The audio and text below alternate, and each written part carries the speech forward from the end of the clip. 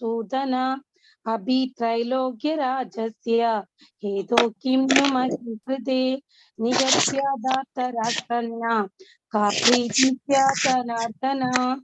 Hare Krishna. ഹരേ കൃഷ്ണ. ഹേ ഗോവിന്ദ, രാജ്യം കൊണ്ടും ഭോഗങ്ങൾ കൊണ്ടും ജീവിതം കൊണ്ടു തന്നെയും ഞങ്ങൾക്ക് എന്തു പ്രയോജനം? ആർക്കു വേണ്ടി ഞങ്ങൾ ഇതെല്ലാം ആഗ്രഹിക്കുന്നുവോ അവരെല്ലാം സ്വത്തും പ്രാണൻ കൂടി ഉപേക്ഷിക്കാൻ തയ്യാറായി ഇതാ രണാങ്കണത്തിൽ നിൽക്കുന്നു. മധുസൂദന, ഗുരുജനങ്ങൾ, പിതൃപിതാമഹന്മാർ, മക്കൾ, അമ്മാവന്മാർ, ശ്വശുരന്മാർ, ജാരന്മാർ തുടങ്ങിയ ബന്ധുക്കളാണ് ഇങ്ങനെ മുന്നിൽ നിൽക്കുന്നത്. ഞാൻ എന്തിന് അവരെ കൊല്ലണം? അവരെ വധിക്കുകയിൽ ത്രൈലോക്യമാകെ നേടാമെന്ന് വന്നാലും ഞാൻ അവരോട് യുദ്ധം ചെയ്യാനില്ല. പിന്നെ എങ്ങനെയാണ് വെറും മണ്ണിന് വേണ്ടി അവരെ കൊല്ലാനാവുക? ജനാർദ്ദന, ധാർത്തരാഷ്ട്രന്മാരെ ഹിംസിച്ചിട്ട് ഞങ്ങൾക്ക് എന്തു സുഖം കിട്ടാനാണ്? ഹരേ Krishna.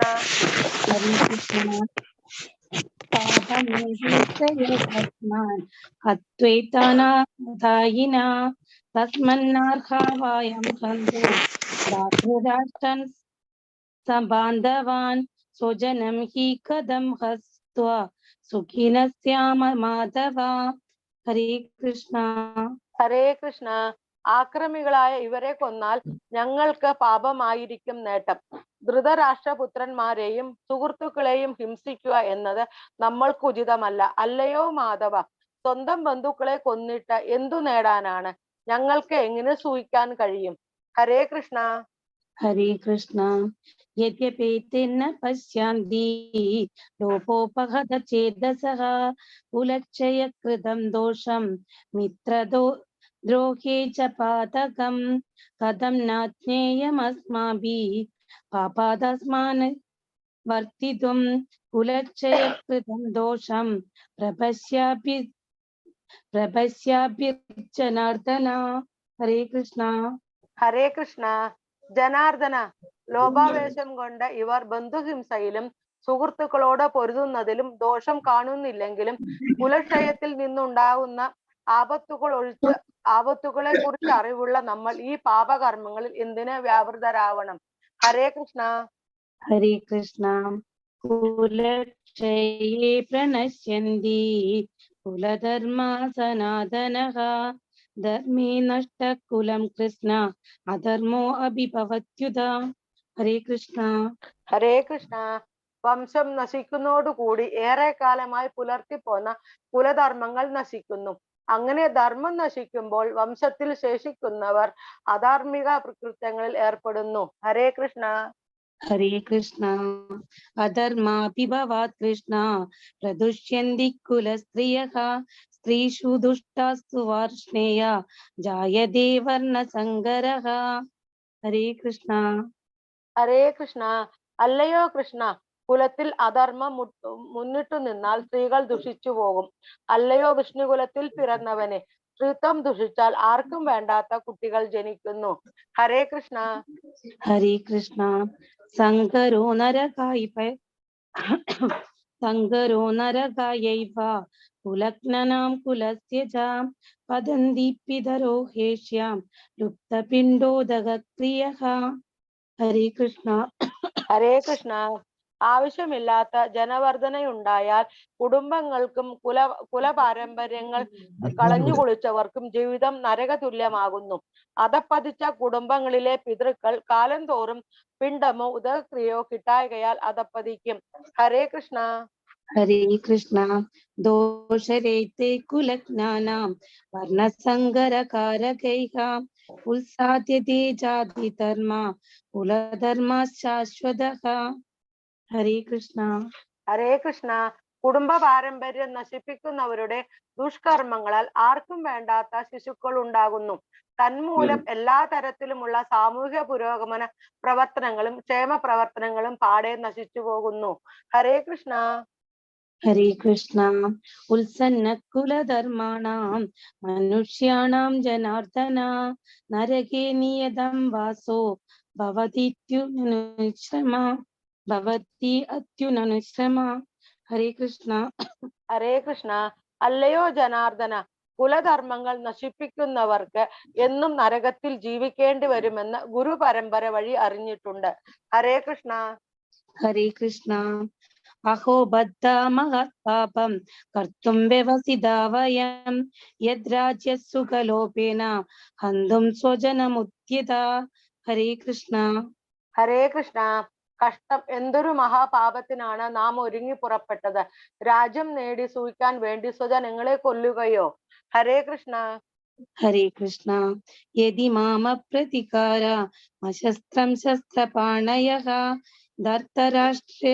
dhartarashtrarane hanyu tanme chemataram bhavet. Hare Krishna. ഹരേ കൃഷ്ണ. ധാർത്തരാഷ്ട്രന്മാരോട് പൊരുതുന്നതിൽ ഭേദം നിരായുധനായി പ്രതിരോധത്തിനൊരുങ്ങാതെ നിൽക്കുന്ന എന്നെ അവർ കൊല്ലട്ടെ എന്ന് വെക്കുകയാണ്. ഹരേ Krishna. Hare Krishna. Sanjayo vacha eva muktarjuna sangye redobasta ubhavishat visritya sacharam chapam shokasam viknamanasaha. Hare Krishna. ഹരേ കൃഷ്ണ. സഞ്ജയൻ പറഞ്ഞു, അർജുനൻ രണാങ്കണത്തിൽ വെച്ച് ഇത്രയും പറഞ്ഞിട്ട് വില്ലും ശരങ്ങളും താഴെയിട്ട് അത്യന്തം ദുഃഖിതനായി തേരിൽ ഇരിപ്പായി. ഹരേ Krishna. Hare Krishna. Idi Srimad Bhagvat Gitasu Upanishadsu Brahma Vidyayam Yoga Shastre Sri Krishna Arjuna Samvade Arjuna Vishodha Yogo Nama Pradhamodhyayaha. Hare Krishna. Hare Krishna. Krishna Krishna Hare Hare Hare Rama Rama Rama Hare Hare. Hare Krishna. ഹരേ കൃഷ്ണ. കുരുക്ഷേത്ര യുദ്ധക്കളത്തിലെ സൈന്യ നിരീക്ഷണം എന്ന ശ്രീമദ് ഭഗവത്ഗീതയുടെ 1-ാം അധ്യായത്തിന്റെ ഭക്തി വേദാന്ത വ്യാഖ്യാനം ഇപ്രകാരം സമാപിക്കുന്നു. ഹരേ കൃഷ്ണ കൃഷ്ണ കൃഷ്ണ ഹരേ ഹരേ ഹരേ രാമ രാമ രാമ ഹരേ ഹരേ സർവം കൃഷ്ണാർപ്പണമസ്തു. ഹരേ കൃഷ്ണ. ഹരേ കൃഷ്ണ മാതാജി. ഹരേ കൃഷ്ണ. ഹരേ കൃഷ്ണ. രേണു മാതാജി. രേണു മാതാജി ഹരേ കൃഷ്ണ. ഹരേ കൃഷ്ണ മാതാജി. സീതാ മാതാജി ഒരു കീർത്തനം ചൊല്ലിക്കോളൂ Mataji. Okay Mataji. Hare Krishna. Hare Krishna. Hare Krishna. Govinda Hari Govinda Madhava Govinda Hari Govinda Madhava Govinda Hari Govinda Madhava Narayana.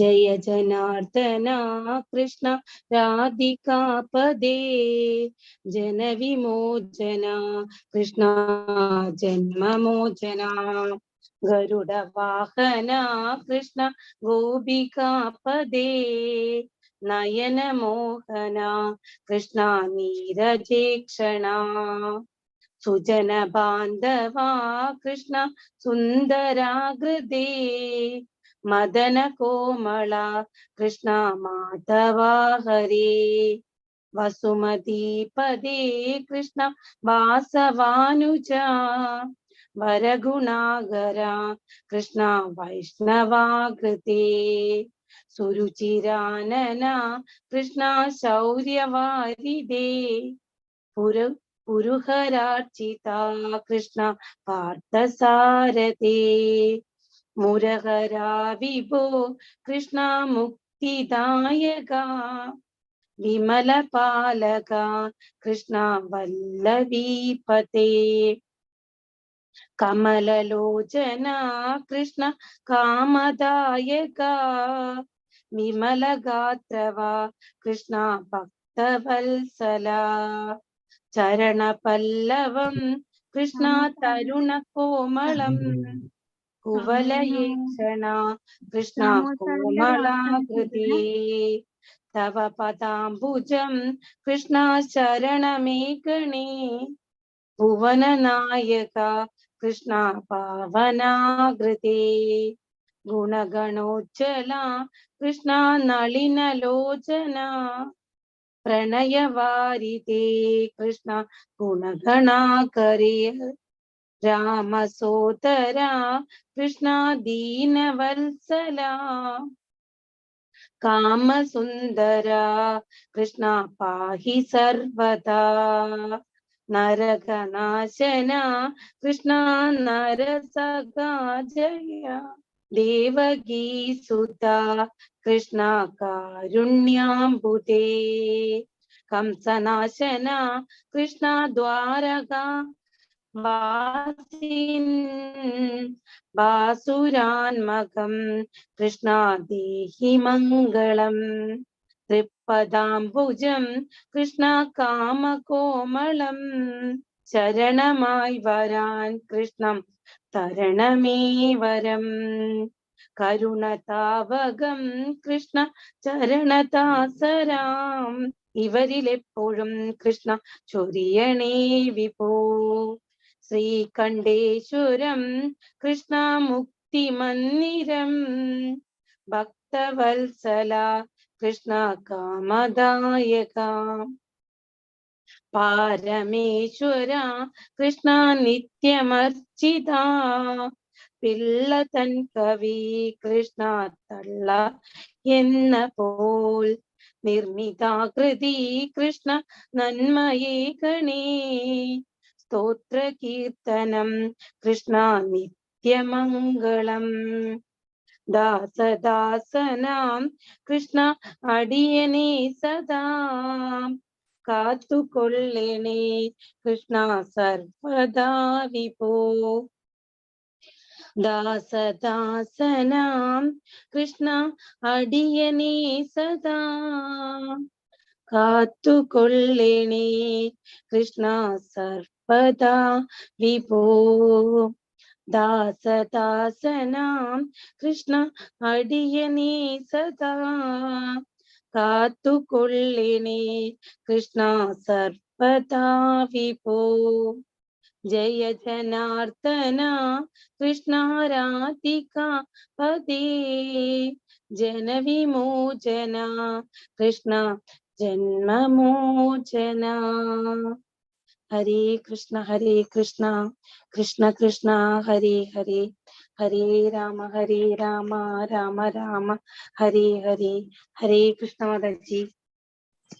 Thank you, Mataji. Hare Krishna. Hare Krishna. Hare Krishna, Dhani Mataji. Hare Krishna. Hare Krishna Dhanya Mataji. Hare Krishna Mataji. Hare Krishna. Hare Krishna. Hare Krishna. Starting. Thank you, everybody.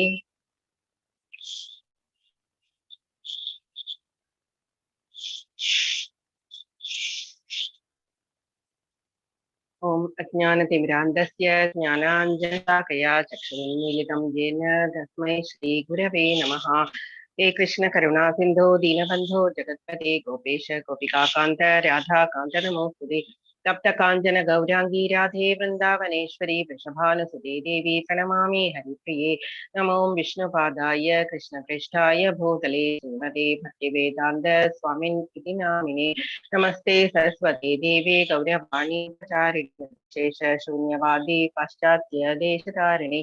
Jaya Shri Krishna Chaitanya Prabhu Nityananda Shri Advaita Gadadra Shri Vasadi Gaura Bhaktavrinda. Hare Krishna Krishna Krishna Hare Hare. Hare Rama Rama Rama Hare Hare.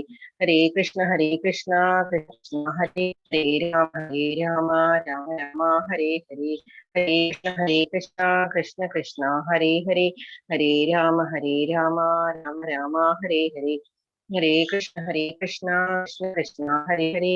Hare Rama Rama Rama Hare Hare. Hare Krishna Krishna Hare Hare. Hare Rama Rama Rama Hare Hare. Hare Krishna Krishna Hare Hare. Rama Rama Rama Hare Hare. Hare Krishna Krishna Krishna Hare Hare. Hare Rama Rama Hare Hare. Hare Krishna Krishna Hare Hare. Hare Rama Rama Hare Hare. Mukam karoti vachalam pankam langayati yatpapadamaham vande anandamadhavam. Shri Krishna Paramatmane Namaha. Shri Krishna Paramatmane Namaha. Shri Krishna Paramatmane Namaha. Nama Om Vishnupadaya Krishna Prishthaya Bhutale श्रीमते भक्ति वेदांत स्वामी इति नामिने। नमस्ते सरस्वती देवी गौरवाणी प्रचारिणे निर्विशेष शून्यवादी पाश्चात्य देशतारिणे। जयो श्री कृष्ण चैतन्य प्रभु नित्यानंद श्री अद्वैत गदाधरा श्रीवासादि गौर भक्त वृंदा। हरे कृष्णा कृष्ण कृष्णा हरे हरे, हरे राम राम राम हरे हरे। हरे कृष्णा कृष्ण कृष्णा हरे हरे, हरे राम राम राम हरे हरे। हरे कृष्णा कृष्ण कृष्णा हरे हरे, हरे राम राम राम हरे हरे। हरे कृष्णा कृष्ण कृष्णा हरे हरे, हरे राम राम राम हरे हरे। हरे कृष्णा कृष्ण कृष्णा हरे हरे, हरे राम राम राम हरे हरे। हरे कृष्णा कृष्ण कृष्णा हरे हरे, हरे राम राम राम हरे हरे। हरे कृष्णा कृष्ण कृष्णा हरे हरे, हरे राम राम राम हरे। हरे Krishna everyone, हरे कृष्णा। हरे कृष्ण माताजी। हरे कृष्णा, हरे कृष्ण, हरे कृष्ण. എല്ലാവർക്കും ശ്രീ ശ്രീ രാധാ ഗോവിന്ദ മന്ദിർ മംഗളൂരുവിൽ നിന്ന് സ്റ്റാർട്ട് ചെയ്യുന്ന 18 ദിവസത്തെ ലെവൽ 1 ക്ലാസ്സിലേക്ക്, ഭഗവത്ഗീത ക്ലാസ്സിലേക്ക് സ്വാഗതം. 18 ദിവസം ഓരോ ലെസനാണ് ഓരോ ദിവസവും. ഇപ്പൊ തന്നെ നമുക്ക് മനസ്സിലാവും 18 അധ്യായങ്ങളാണ് ഗീതയിലുള്ളത് എന്നുള്ളത്. നമുക്ക് ആദ്യം നമ്മളുടെ ഇസ്കോൺ ഫൗണ്ടർ ആചാര്യ, നമ്മളുടെ ശ്രീല പ്രഭുപാദരുടെയും നമ്മളുടെ ശിക്ഷാ ഗുരു അമനിഷ്ഠാദാസ് പ്രഭുവിന്റെയും ഭഗവാന്റെയും തൃപ്പാദങ്ങളിൽ നമസ്കരിച്ച് നമുക്ക് സ്റ്റാർട്ട് ചെയ്യാം. ഇന്ന് ഫസ്റ്റ് ഡേ ആണ്. ഇന്ന് ജസ്റ്റ് അർജുനന്റെ വിഷാദമാണ്, അർജുനന്റെ ലാമെന്റേഷൻ ആണ് നമ്മൾ ഇന്ന് ഡിസ്കസ് ചെയ്യുക. ഇന്ന് ജസ്റ്റ് ഇൻട്രൊഡക്ഷൻ ആണ്. ഭഗവത്ഗീതയില് ഭഗവാൻ കൃഷ്ണൻ ഇന്ന് യാതൊരു ഉപദേശവും ഇന്നത്തെ ലെസണിൽ കൊടുക്കുന്നില്ല. സെക്കൻഡ് ലെസൺ തൊട്ടാണ് ഭഗവാൻ അർജുനന് ഉപദേശങ്ങളൊക്കെ കൊടുത്ത് അർജുനനെ മോട്ടിവേറ്റ് ചെയ്യാൻ പോകുന്നത്. ഇന്ന് നമ്മൾ അർജുനൻ ഡെസ്പാവുന്നതും യുദ്ധത്തിന്റെ സമയത്ത് ആകപ്പാടെ വിഷമിക്കുന്നതും ഒക്കെയാണ് നമ്മളുടെ ഇന്നത്തെ ഇത്. പിന്നെ നമ്മൾ എന്താ ചെയ്യാന്ന് വെച്ചാല് 18 ദിവസം നമ്മളുടെ 18 ലെസൺസ് ഉള്ള ഗീതയില് ഇന്ന് എന്തൊക്കെയാണ് ഉള്ളത്, 18 ലെസൺസിലുമായിട്ട് ഏതൊക്കെ സബ്ജക്ട്സ് ആണ് നമ്മൾ ഡിസ്കസ് ചെയ്യുക എന്നൊക്കെയാണ് നമ്മൾ ഇന്ന് പഠിക്കുക. ഓക്കെ, ജസ്റ്റ് ഇൻട്രൊഡക്ഷൻ ആണ് എല്ലാം നല്ല. പക്ഷെ എല്ലാ പോയിന്റ്സും ഇമ്പോർട്ടന്റ് ആണ്. ഇന്ന് നമ്മൾ പഠിക്കാൻ പോകുന്ന എല്ലാ പോയിന്റ്സും ഇമ്പോർട്ടന്റ് ആണ്. ലാസ്റ്റ് വരെ നമുക്കത് ആവശ്യമുള്ളതാണ്. ഭഗവത്ഗീത യഥാരൂപമാണ് നമ്മളിവിടെ പഠിക്കാൻ എടുത്തിരിക്കുന്നത്. ഇസ്കോൺ സ്ഥാപകാചാര്യൻ ഫൗണ്ടർ ആചാര്യ ശ്രീല A.C. ഭക്തിവേദാന്ത സ്വാമി പ്രഭുപാദരാണ് അതിനെ വ്യാഖ്യാനം ചെയ്തിരിക്കുന്നത്. അതാണ് നമ്മളിവിടെ പഠിക്കാൻ എടുക്കുന്നത്. ബാക്കിയുള്ള വ്യാഖ്യാനങ്ങളൊന്നും നമ്മളിവിടെ ഡിസ്കസ് ചെയ്യില്ല. അതുകൊണ്ട് ബേസ് ആയിട്ടുള്ളത് ഭഗവത്ഗീത യഥാരൂപം ആസ് ഇറ്റ് ഈസ് എന്നുള്ള ബുക്കിലുള്ള അനാലജീസും എക്സാമ്പിൾസും പിന്നെ ഭാഗവതത്തിലുള്ള സ്റ്റോറീസും എല്ലാം കണക്ട് ചെയ്തിട്ടാണ് നമ്മൾ ഭഗവത്ഗീത പഠിക്കാൻ പോകുന്നത്. ഇതാണ് നമ്മളുടെ സ്ഥാപകാചാര്യൻ ദിവ്യ പൂജ്യ ശ്രീമദ് A.C. ഭക്തിവേദാന്ത സ്വാമി പ്രഭുപാദർ. ഓക്കെ, പ്രഭുപാദരുടെ ലൈഫിനെ പറ്റി ഒരു ചെറിയ ഇൻട്രൊഡക്ഷൻ. പ്രഭുപാദർ കൽക്കട്ടയിലെ വളരെ സമ്പന്നമായിട്ടുള്ള ഒരു വൈഷ്ണവ ഫാമിലിയിലാണ് ജനിച്ചത്. നമ്മളൊക്കെ ചെറുതായിരിക്കുന്ന സമയത്ത് ഹാപ്പി ബർത്ത്ഡേസ് ഒക്കെ വരുന്ന സമയത്ത് നമ്മള് പാർട്ടീസ് ഒക്കെ നടത്തുന്നത് പോലെ ഭക്തിവേദാന്ത സ്വാമി പ്രഭുപാദർ എന്താ ചെയ്തിരുന്നത് എന്ന് വെച്ചാല് രഥയാത്രയാണ് പ്രഭുപാദർ ചെയ്തിരുന്നത്. സുഭദ്രാദേവിയെയും അപ്പുറത്തും ബലരാമനെയും കൃഷ്ണനെയും ഇരുത്തി രഥം വലിച്ചുകൊണ്ട് പോയിട്ട് ഭജൻസ് ഒക്കെ ചെയ്ത് പ്രസാദ വിതരണം അങ്ങനെയുള്ള കാര്യങ്ങളാണ്. തീരെ ചെറുതായിരുന്ന സമയത്ത് തന്നെ 3 വയസ്സുള്ള സമയത്തൊക്കെ പ്രഭുപാദരെ വളരെ ഭക്തനായിട്ടുള്ളൊരു ഇതായിരുന്നു. ശ്രീല പ്രഭുപാദരുടെ ഗുരുവിന്റെ ഡിസപ്പിയറൻസ് ഡേ ആണ് സിദ്ധാന്ത സരസ്വതി ഠാക്കൂർ എന്ന് പറഞ്ഞ പ്രഭുജിയുടെ ഡിസപ്പിയറൻസ് ഡേ ആണെന്ന് ഗുരുജിയുടെ ആജ്ഞപ്രകാരം പാശ്ചാത്യ ദേശങ്ങളിലൊക്കെ ഹരേ കൃഷ്ണ മഹാമന്ത്രം പ്രചരിപ്പിക്കാൻ പറഞ്ഞു. അത് മാത്രമല്ല ഗുരുവിന്റെ ഉപദേശപ്രകാരമാണ് പ്രഭുപാദരെ വ്യാഖ്യാനങ്ങളൊക്കെ ഇംഗ്ലീഷിൽ എഴുതിയത്. എന്താണെന്ന് വെച്ചാൽ എല്ലാവർക്കും ഉപകാരപ്പെടട്ടെ എന്ന് വിചാരിച്ചിട്ട്.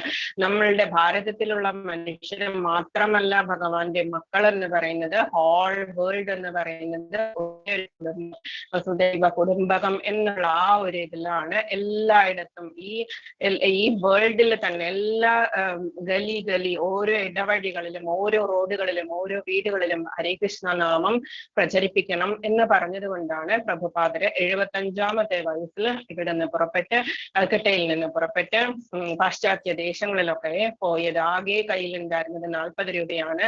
ജലദൂത എന്ന കപ്പലിൽ കയറിയിട്ടാണ് ഗുഡ്സ് കൊണ്ടുപോകുന്ന കപ്പലായിരുന്നു. എന്നാലും അതിലൊരു ടിക്കറ്റ് സംഘടിപ്പിച്ചിട്ടാണ് പ്രഭുപാദര് പാശ്ചാത്യ ദേശങ്ങളിൽ പോയത്. വളരെ വേഗം തന്നെ വളരെയധികം ബ്രാഞ്ചസ് ഒരു ഇൻസ്റ്റിറ്റ്യൂഷനായിട്ട് ഇസ്കോൺ വളരാൻ. ഇസ്കോൺ എന്ന് പറഞ്ഞത് ന്യൂയോർക്കിലാണ് സ്ഥാപിച്ചത്. ഇസ്കോൺ എന്ന് പറയുന്ന സ്ഥാപനം തന്നെ ഇത് വളരാനുണ്ടായത് വളരെ വേഗം തന്നെ പടർന്ന് പന്തലിക്കുകയും ചെയ്തു. ധാരാളം ഫോളോവേഴ്സ് ഒക്കെ ആയിട്ട് 500-ലധികം ക്ഷേത്രങ്ങളൊക്കെ ആയിട്ട് വളരെ വേഗം പടർന്ന് പന്തലിച്ചതാണ്. പ്രഭുപാദരുടെ ഈശ്വരാനുഗ്രഹവും എല്ലാം പ്രഭുപാദരുടെ ധൈര്യവും എല്ലാം കൊണ്ട്. നമ്മൾക്കാണെങ്കിലും 75 വയസ്സുള്ള സമയത്ത് നമുക്ക് എന്തെങ്കിലും ചെയ്യാൻ പറ്റുമോ? നമ്മളുടെ ശരീരത്തിന്റെ അവസ്ഥ അങ്ങനെയായിരിക്കും. എന്നിട്ടും പ്രഭുപാദരവിടെ ഹരേ കൃഷ്ണ മഹാമന്ത്രം പ്രചരിപ്പിച്ചു. ഹിപ്പീസിന്റെ കാലമായിരുന്നു. എല്ലാവരും മിക്കവരും ഡ്രഗ് അഡിക്ട്സ് ആയിരുന്നു, കള്ളുകുടിയന്മാരായിരുന്നു. യാതൊരാൾക്കും കൃഷ്ണൻ ആരാണ് എന്നറിയില്ല, ഹരേ കൃഷ്ണ മഹാമന്ത്രം എന്താണെന്നറിയില്ല. എന്നിട്ട് കൂടി പ്രഭുപാദർ എന്താ ചെയ്തത്? എല്ലാവർക്കും പ്രസാദം ഉണ്ടാക്കിയിട്ട് ആദ്യം വിതരണം ചെയ്തു. വിതരണം ചെയ്തതിന് ശേഷം പ്രഭുപാദർ എന്താ ചെയ്തത്? അവരുടെ കോൺഷ്യസ്നെസ്സിനെ പോസിറ്റീവാക്കി മാറ്റി. എന്നിട്ട് ആ പോസിറ്റീവാക്കി മാറ്റിയതിന് ശേഷമാണ് അവർ ഹരേ കൃഷ്ണ മഹാമന്ത്രം കൊടുത്തത്. ഓക്കെ, ഒരു സെക്കൻഡ്.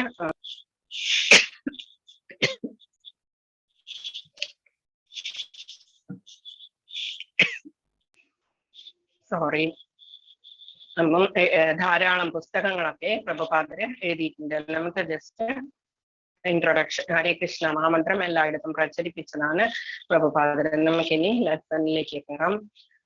ഇതാണ് പ്രഭുപാദരുടെ സമാധി. നമുക്ക് തൊഴുത് കഴിഞ്ഞതിന് ശേഷം നമുക്ക് സ്റ്റാർട്ട് ചെയ്യാം, നമ്മളുടെ ലെസൺ സ്റ്റാർട്ട് ചെയ്യാം. ആദ്യമായിട്ട് നമ്മൾ ഭഗവത്ഗീത പഠിക്കാൻ നമുക്ക് എന്താണ് അർഹത വേണ്ടത് എന്നുള്ളതാണ് നമ്മൾ ആദ്യം നോക്കുന്നത്. കൃഷ്ണൻ പറയുന്നു, അർജുനൻ ഭക്തനും ശിഷ്യനും ഉറ്റമിത്രവും ആകയാലാണ് ഭഗവത്ഗീത അദ്ദേഹത്തിന് ഉപദേശിക്കപ്പെട്ടത്. അർജുനൻ ഭഗവാന്റെ ഫ്രണ്ടായിരുന്നു, ശിഷ്യനായിരുന്നു, ശിഷ്യനാണ് എന്ന് പറഞ്ഞ് ഭഗവാനോട് ശിഷ്യപ്പെട്ടു. എന്നിട്ടാണ് ഭഗവത്ഗീത പഠിക്കാൻ തുടങ്ങുന്നത്. ഭക്തനായിരുന്നു. ഓരോ രോമകൂപ്പത്തിലും നിന്ന് അർജുനൻ കൃഷ്ണ കൃഷ്ണ എന്ന് വിളിക്കുമായിരുന്നു. ഒരു ദിവസം നാരദ മഹർഷി ദ്വാരകയിലെത്തിയ സമയത്ത് രുക്മിണി ദേവി, അർജുനൻ വന്നിരിക്കുന്നു ദ്വാരകയില്. അപ്പൊ ആ സമയത്ത് രുക്മിണി ദേവി, അർജുനൻ പറഞ്ഞു എനിക്കൊന്ന് ക്ഷീണമാണ്, എനിക്കൊന്ന് കുറച്ചു നേരം കിടക്കണം എന്ന് പറഞ്ഞു പോയ സമയത്ത് രുക്മിണി ദേവി വന്നിട്ട് ഭഗവാനോട് പറഞ്ഞു നമുക്ക് ഭക്ഷണം കഴിക്കാം എന്ന് പറഞ്ഞപ്പോഴേക്കും കൃഷ്ണൻ പറഞ്ഞു അർജുനൻ എഴുന്നേക്കട്ടെ, അതിനുശേഷം നമുക്ക് ഭക്ഷണം കഴിക്കാം എന്ന് പറഞ്ഞു. എല്ലാം തണുക്കും എന്ന് പറഞ്ഞപ്പോഴേക്കും അർജുനൻ വന്നിട്ടേ ഞാൻ കഴിക്കുള്ളൂ എന്ന് പറഞ്ഞു. എന്താണ് ഇത്രയധികം സ്പെഷ്യാലിറ്റി എന്താണ് അർജുനന് എന്ന് ചോദിച്ച സമയത്ത് നാരദ മഹർഷിയും സെയിം തന്നെ ചോദിച്ചു. അപ്പൊ കൃഷ്ണൻ എന്താ ചെയ്തത്, വരൂ എന്ന് പറഞ്ഞിട്ട് രണ്ടാളെയും വിളിച്ചു കൂട്ടിയിട്ട് പോയി. എന്നിട്ട് അർജുനൻ ഉറങ്ങിക്കിടക്കുന്ന സ്ഥലത്ത് പോയി നോക്കിയപ്പോഴെന്താ, അർജുനന്റെ ഉറക്കത്തിൽ പോലും അർജുനൻ കൃഷ്ണ കൃഷ്ണ എന്ന് വിളിച്ചുകൊണ്ടിരിക്കുന്നു. ഓരോ രോമകൂപ്പവും അർജുനന്റെ കൃഷ്ണ കൃഷ്ണ എന്ന് വിളിക്കുന്നു. അത്രയും ഉച്ചത്തില് കൃഷ്ണ കൃഷ്ണ എന്ന് കേൾക്കാം ആ റൂമിൽ നിന്ന്. അർജുനൻ ഉറങ്ങിക്കിടക്കുകയാണ്. അതുപോലെയാണ് നമ്മുടെ ഭക്തി വേണ്ടത്. എന്നാൽ മാത്രമേ നമുക്ക് കുറച്ചെങ്കിലും നമുക്ക് മനസ്സിലാക്കാൻ പറ്റുള്ളൂ. അപ്പം ഉറ്റമിത്രവുമാകയാലാണ് ഭഗവത്ഗീത ഉപദേശിക്കപ്പെട്ടത്. അതുകൊണ്ട് അർജുനന് സമാനമായ ഗുണങ്ങളുള്ള ഒരാൾക്കാണ് ഭഗവത്ഗീത നന്നായി ഗ്രഹിക്കാൻ കഴിയുക. ഓക്കെ, ഭഗവത്ഗീതയുടെ അവതാരികയിൽ പറഞ്ഞിട്ടുള്ളതാണ് നമ്മളിപ്പോ കണ്ടത്. ഒരാൾക്ക് അത്രയും ഭക്തി വേണം, അത്രയും ശിഷ്യത്വം വേണം, നമുക്ക് ഭഗവാൻ ഗുരുവാണ് എന്നുള്ള ഒരു ഫീലിംഗ് നമുക്ക് വേണം. എന്നിട്ട് ഇതാണ് ശ്രീ രാധേ ഗോവിന്ദ മന്ദിറിലുള്ള ഡീറ്റെയിൽസ്. നമുക്ക് തൊഴുത് കഴിഞ്ഞതിന് ശേഷം നമുക്ക് സ്റ്റാർട്ട് ചെയ്യാം. ഓക്കെ, രാധാ ഗോവിന്ദ ടെമ്പിൾ ഉള്ളത് ടോൾഗേറ്റ് കദ്രി, മംഗളൂരു, കർണാടകയിലാണ്. നമനിഷ്ഠാദാസ് പ്രഭുവാണ് നമ്മളുടെ ശിക്ഷാ ഗുരു. ഈ ഓൺലൈൻ ക്ലാസ് തന്നെ സ്റ്റാർട്ട് ചെയ്തിരിക്കുന്നത് നമനിഷ്ഠാദാസ് പ്രഭുജിയാണ്. ബിടെക് എടുത്തതാണ് IIT കാൺപൂരിൽ നിന്ന്. എടുത്തതിന് ശേഷം 20 വർഷത്തോളമായി സന്യാസ ജീവിതം നയിച്ചുകൊണ്ടിരിക്കുന്ന നമനിഷ്ഠാദാസ് പ്രഭു നമ്മളുടെ ശിക്ഷാ ഗുരു. ഓക്കെ, ആദ്യം കാണുന്ന പിക്ചറാണ് പ്രഭുപാദരുടെ. സെക്കൻഡ് കാണുന്നതാണ് ജയ്പതാക സ്വാമികളുടെ. ജയ്പതാക പ്രഭുജിയാണ് നമുക്കൊക്കെ ദീക്ഷ കൊടുക്കുക, എല്ലാവർക്കും ദീക്ഷ കൊടുക്കാനുള്ളതാണ് പ്രഭുപാദർ ഈ ജയ്പതാക സ്വാമികൾ. ലാസ്റ്റ് പിക്ചറിൽ കാണുന്നതാണ് നമനിഷ്ഠാദാസ് പ്രഭുജി. ഓക്കെ, എന്തുകൊണ്ടാണ് നമ്മൾ ഭഗവത്ഗീത യഥാരൂപം പഠിക്കണം എന്ന് പറയുന്നത്? പുറത്തു നിന്നുള്ള നമ്മള് ഡിസ്കസ് ചെയ്യാത്തത് കൊണ്ടാണ്. ഇത് ഒരു ഗുരു പരമ്പരയിലൂടെ വന്നിട്ടുള്ളതാണ്. ഗുരു പരമ്പരയിലൂടെ വരുമ്പോൾ യാതൊരു തെറ്റും അതിന് സംഭവിക്കില്ല. ആദ്യം തന്നെ നമ്മളുടെ ഏതാണ് നമ്മളുടെ വൈഷ്ണവ സമ്പ്രദായം, ബ്രഹ്മ മധ്വ ഗൗഡീയ സമ്പ്രദായമാണ് നമ്മൾ ഫോളോ ചെയ്യുന്നത്. ISKCON എന്ന് പറയുന്നത് 4 സമ്പ്രദായങ്ങളാണ് വൈഷ്ണവർക്കുള്ളത്. ഒന്ന് ശ്രീ സമ്പ്രദായം, ഒന്ന് ബ്രഹ്മ സമ്പ്രദായം, മറ്റൊന്ന് രുദ്ര സമ്പ്രദായം, പിന്നെ 4 കുമാരന്മാരുടെ സമ്പ്രദായം എന്ന് പറയുന്നത്. അതിൽ നമ്മൾ ഫോളോ ചെയ്യുന്നത് ബ്രഹ്മ സമ്പ്രദായമാണ്. ബ്രഹ്മാവ് കഴിഞ്ഞതിന് ശേഷം, നാരദരൊക്കെ കഴിഞ്ഞതിന് ശേഷം നമ്മൾക്ക് വരുന്നത് മധ്വാചാര്യനാണ്. മധ്വാചാര്യൻ 5ാമത്തെ ഗുരുവാണ്. അതിനുശേഷം 32ാമത്തെ ഗുരുവായിട്ടാണ് നമ്മൾക്ക് പ്രഭുപാദര് വരുന്നത്. അതിന്റെ ഇടയിൽ നമ്മൾക്ക് 22ാമത്തേതായിട്ട് ശ്രീ കൃഷ്ണ ചൈതന്യ മഹാപ്രഭു വരുന്നുണ്ട്. അപ്പൊ നമ്മള് ഫോണൊക്കെ ചാർജിൽ ഇട്ട് കഴിഞ്ഞാൽ മാത്രമേ നമ്മൾക്കത് പ്രോപ്പർ ആയിട്ടുള്ള ചാർജർ കണക്ട് ചെയ്താൽ മാത്രമേ നമുക്കതിൽ കണക്ഷൻ കയറുള്ളൂ. അതുപോലെയാണ് നമ്മള് ഈ കണക്ഷൻ എന്ന് പറയുന്നത്, ഡിസൈപ്ലിക് സക്സഷൻ എന്ന് പറയുന്നത് ഗുരു പരമ്പരയിലൂടെ ആകുമ്പോൾ മാത്രമേ നമ്മൾക്ക് അറിവ് നമ്മളുടെ പരിപൂർണമാകുള്ളൂ. അതല്ലെങ്കിൽ നമ്മൾക്ക് എന്താ സംഭവിക്കുന്നത്, മിസ്ഇന്റർപ്രിട്ടേഷൻ വരും. വേറെയാണ് വ്യാഖ്യാനങ്ങളും കാര്യങ്ങളൊക്കെ നമ്മൾ വായിക്കുമ്പോൾ പല തെറ്റുകൾ ഉണ്ടാവുക. ആദ്യമായിട്ട് ഒരാൾ ഞാനാണ് ഗുരു എന്ന് പറഞ്ഞ് ആദ്യമായിട്ട് സ്വന്തമായിട്ട് വ്യാഖ്യാനമൊക്കെ ചെയ്യുമ്പോൾ അത് ആ ആളുടെ മാനസിക നില അനുസരിച്ചിട്ടായിരിക്കും അതിലുണ്ടാവുന്ന വ്യാഖ്യാനങ്ങളൊക്കെ. അതുകൊണ്ടാണ് നമ്മൾ ഒരു ഗുരു പരമ്പരയിലൂടെ തെറ്റൊന്നും കൂടാതെ വന്നിട്ടുള്ള ഭഗവത്ഗീത നമ്മൾ പഠിക്കുന്നത്. ഓക്കെ, അല്ലെങ്കിൽ നമ്മൾക്ക് എഴുതേണ്ട ആവശ്യം എന്താ എഴുതേണ്ടത്? ജസ്റ്റ് പോയിന്റ്സ് മാത്രം എഴുതിയെടുക്കുക. ഓക്കെ, യൂട്യൂബിൽ ലിങ്ക് ഉണ്ടാകും, അത് നോക്കാം. നമുക്ക് ഇത്രയും ഫാസ്റ്റ് ആയിട്ട് പോയാൽ മാത്രമേ നമുക്ക് ഇന്നത്തെ ക്ലാസ് തീർക്കാൻ പറ്റുള്ളൂ. ഓക്കെ, യൂട്യൂബ് ലിങ്ക് ഉണ്ടാവും. രേണു മാതാജിയോ മിനി മാതാജിയോ അയച്ചു തരും. ഓക്കെ. ഭഗവത്ഗീത ഗീതോപദേശകന്റെ അജ്ഞാനുസരണം സ്വീകരിക്കപ്പെടേണ്ടതാണ്. നമ്മൾക്ക് ഒരു മരുന്ന് കഴിക്കണം എന്നുണ്ടെങ്കിൽ നമ്മൾക്കത് ഡോക്ടർ എഴുതി തരണം, നമ്മൾക്ക് പ്രിസ്ക്രിപ്ഷൻ എഴുതി തരണം, ഇത്ര ഡോസ് ആണ് നമ്മൾ കഴിക്കേണ്ടത് എന്നനുസരിച്ച്. അല്ലാതെ നമ്മൾ വേറെ ആരെങ്കിലും പറഞ്ഞതനുസരിച്ച് അല്ലെങ്കിൽ നമ്മുടെ സ്വന്തം ബുദ്ധിയോടുകൂടി നമ്മൾ അത് കഴിച്ചു കഴിഞ്ഞാൽ എന്താ സംഭവിക്കുക? ചിലപ്പോൾ അത് നമുക്ക് നെഗറ്റീവായിട്ടുള്ള എഫക്ട് ഉണ്ടാകും. അതുപോലെ തന്നെയാണ് ഗീതോപദേശകന്റെ ആജ്ഞാനുസരണമാണ് ഭഗവത്ഗീത സ്വീകരിക്കേണ്ടത്. ഭഗവാൻ കൃഷ്ണനാണ് ഗീതോപദേശകൻ. അതിന്റെ യാതൊരു തെറ്റും വരുത്താതെ അതിൽ യാതൊന്നും ചോർന്നു പോകാതെയാണ് നമ്മള് ഭഗവത്ഗീത യഥാരൂപത്തിൽ നമ്മൾ വായിക്കുന്നത്. അവതാരികയില് പ്രഭുപാദർ എഴുതിയിട്ടുള്ളതാണ് നമ്മളിപ്പോ പറഞ്ഞത്.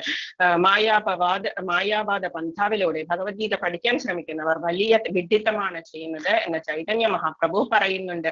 അതെന്താന്ന് വെച്ചാൽ നമ്മള് വേറെ ആരുടെയെങ്കിലും വ്യാഖ്യാനങ്ങളൊക്കെ വായിക്കുമ്പോൾ നമുക്ക് ശരിയായ മാർഗനിർദ്ദേശമില്ലാതെ നമ്മള് ബുദ്ധിമുട്ടുകയും ചെയ്യും. അത് മാത്രമല്ല നമ്മൾക്ക് ഭഗവാന്റെ തൃപ്പാദങ്ങളിലേക്ക് തിരിച്ചു പോകാനുള്ള സമയം നമ്മൾക്ക് വൈകുകയും ചെയ്യും. നമ്മൾ ചിലപ്പോൾ റോങ് ആയിട്ടുള്ള വെയിലായിരിക്കും നമ്മൾ പോവുക. ബ്രഹ്മ ജ്യോതി അതുപോലെയുള്ള കാര്യങ്ങളൊക്കെ നമ്മൾ പ്രാർത്ഥിക്കുന്നവർക്ക് അല്ലെങ്കിൽ മെഡിറ്റേറ്റ് ചെയ്യുന്നവർക്കൊക്കെ അങ്ങനെയാണ്. നമ്മൾക്ക് ഒരു വേ കിട്ടാതെ നമ്മൾ ചിലപ്പോൾ വൈകും. അതേസമയം നമ്മൾ ശുദ്ധരായ ഭക്തിയാണ് നമുക്ക് നമ്മൾക്ക് എന്താ പാദങ്ങളിലൊക്കെ ചെയ്യാൻ നമ്മൾക്കത്ര താമസം ഉണ്ടാവില്ല. അതുകൊണ്ടാണ് ഭഗവത്ഗീത യഥാരൂപം തന്നെ വായിക്കുക എന്ന് പറയുന്നത്. ഓക്കെ. ഭഗവത്ഗീത നമ്മളുടെ മനുഷ്യ ജീവിതത്തിലെ ഒരു ലൈഫ് മാനുവൽ ആണ്. നമ്മൾക്കിപ്പോ ഫ്രിഡ്ജോ അല്ലെങ്കിൽ വാഷിംഗ് മെഷീനോ എന്തെങ്കിലുമൊക്കെ വാങ്ങിക്കുമ്പോൾ, ടോയ് കാറോ ഒക്കെ ഇങ്ങനെ ഇലക്ട്രിക്കലായിട്ട് വർക്ക് ചെയ്യുന്ന ഇതൊക്കെ വാങ്ങിക്കുമ്പോൾ നമ്മൾക്ക് എന്താ സംഭവിക്കുക? നമ്മൾക്ക് അതിൻ്റെ കൂടെ ഒരു യൂസേഴ്സ് മാനുവൽ ഉണ്ടാവും. ആ യൂസേഴ്സ് മാനുവൽ നോക്കിയിട്ടാണ് നമ്മൾ അത് വർക്ക് ചെയ്യുക. അതുപോലെയാണ് ഭഗവത്ഗീത എന്ന് പറയുന്നത്. നമ്മൾക്ക് മനുഷ്യ ജീവിതത്തിലെ ഒരു ലൈഫ് മാനുവൽ ആണ് ഭഗവത്ഗീത എന്ന് പറയുന്നത്.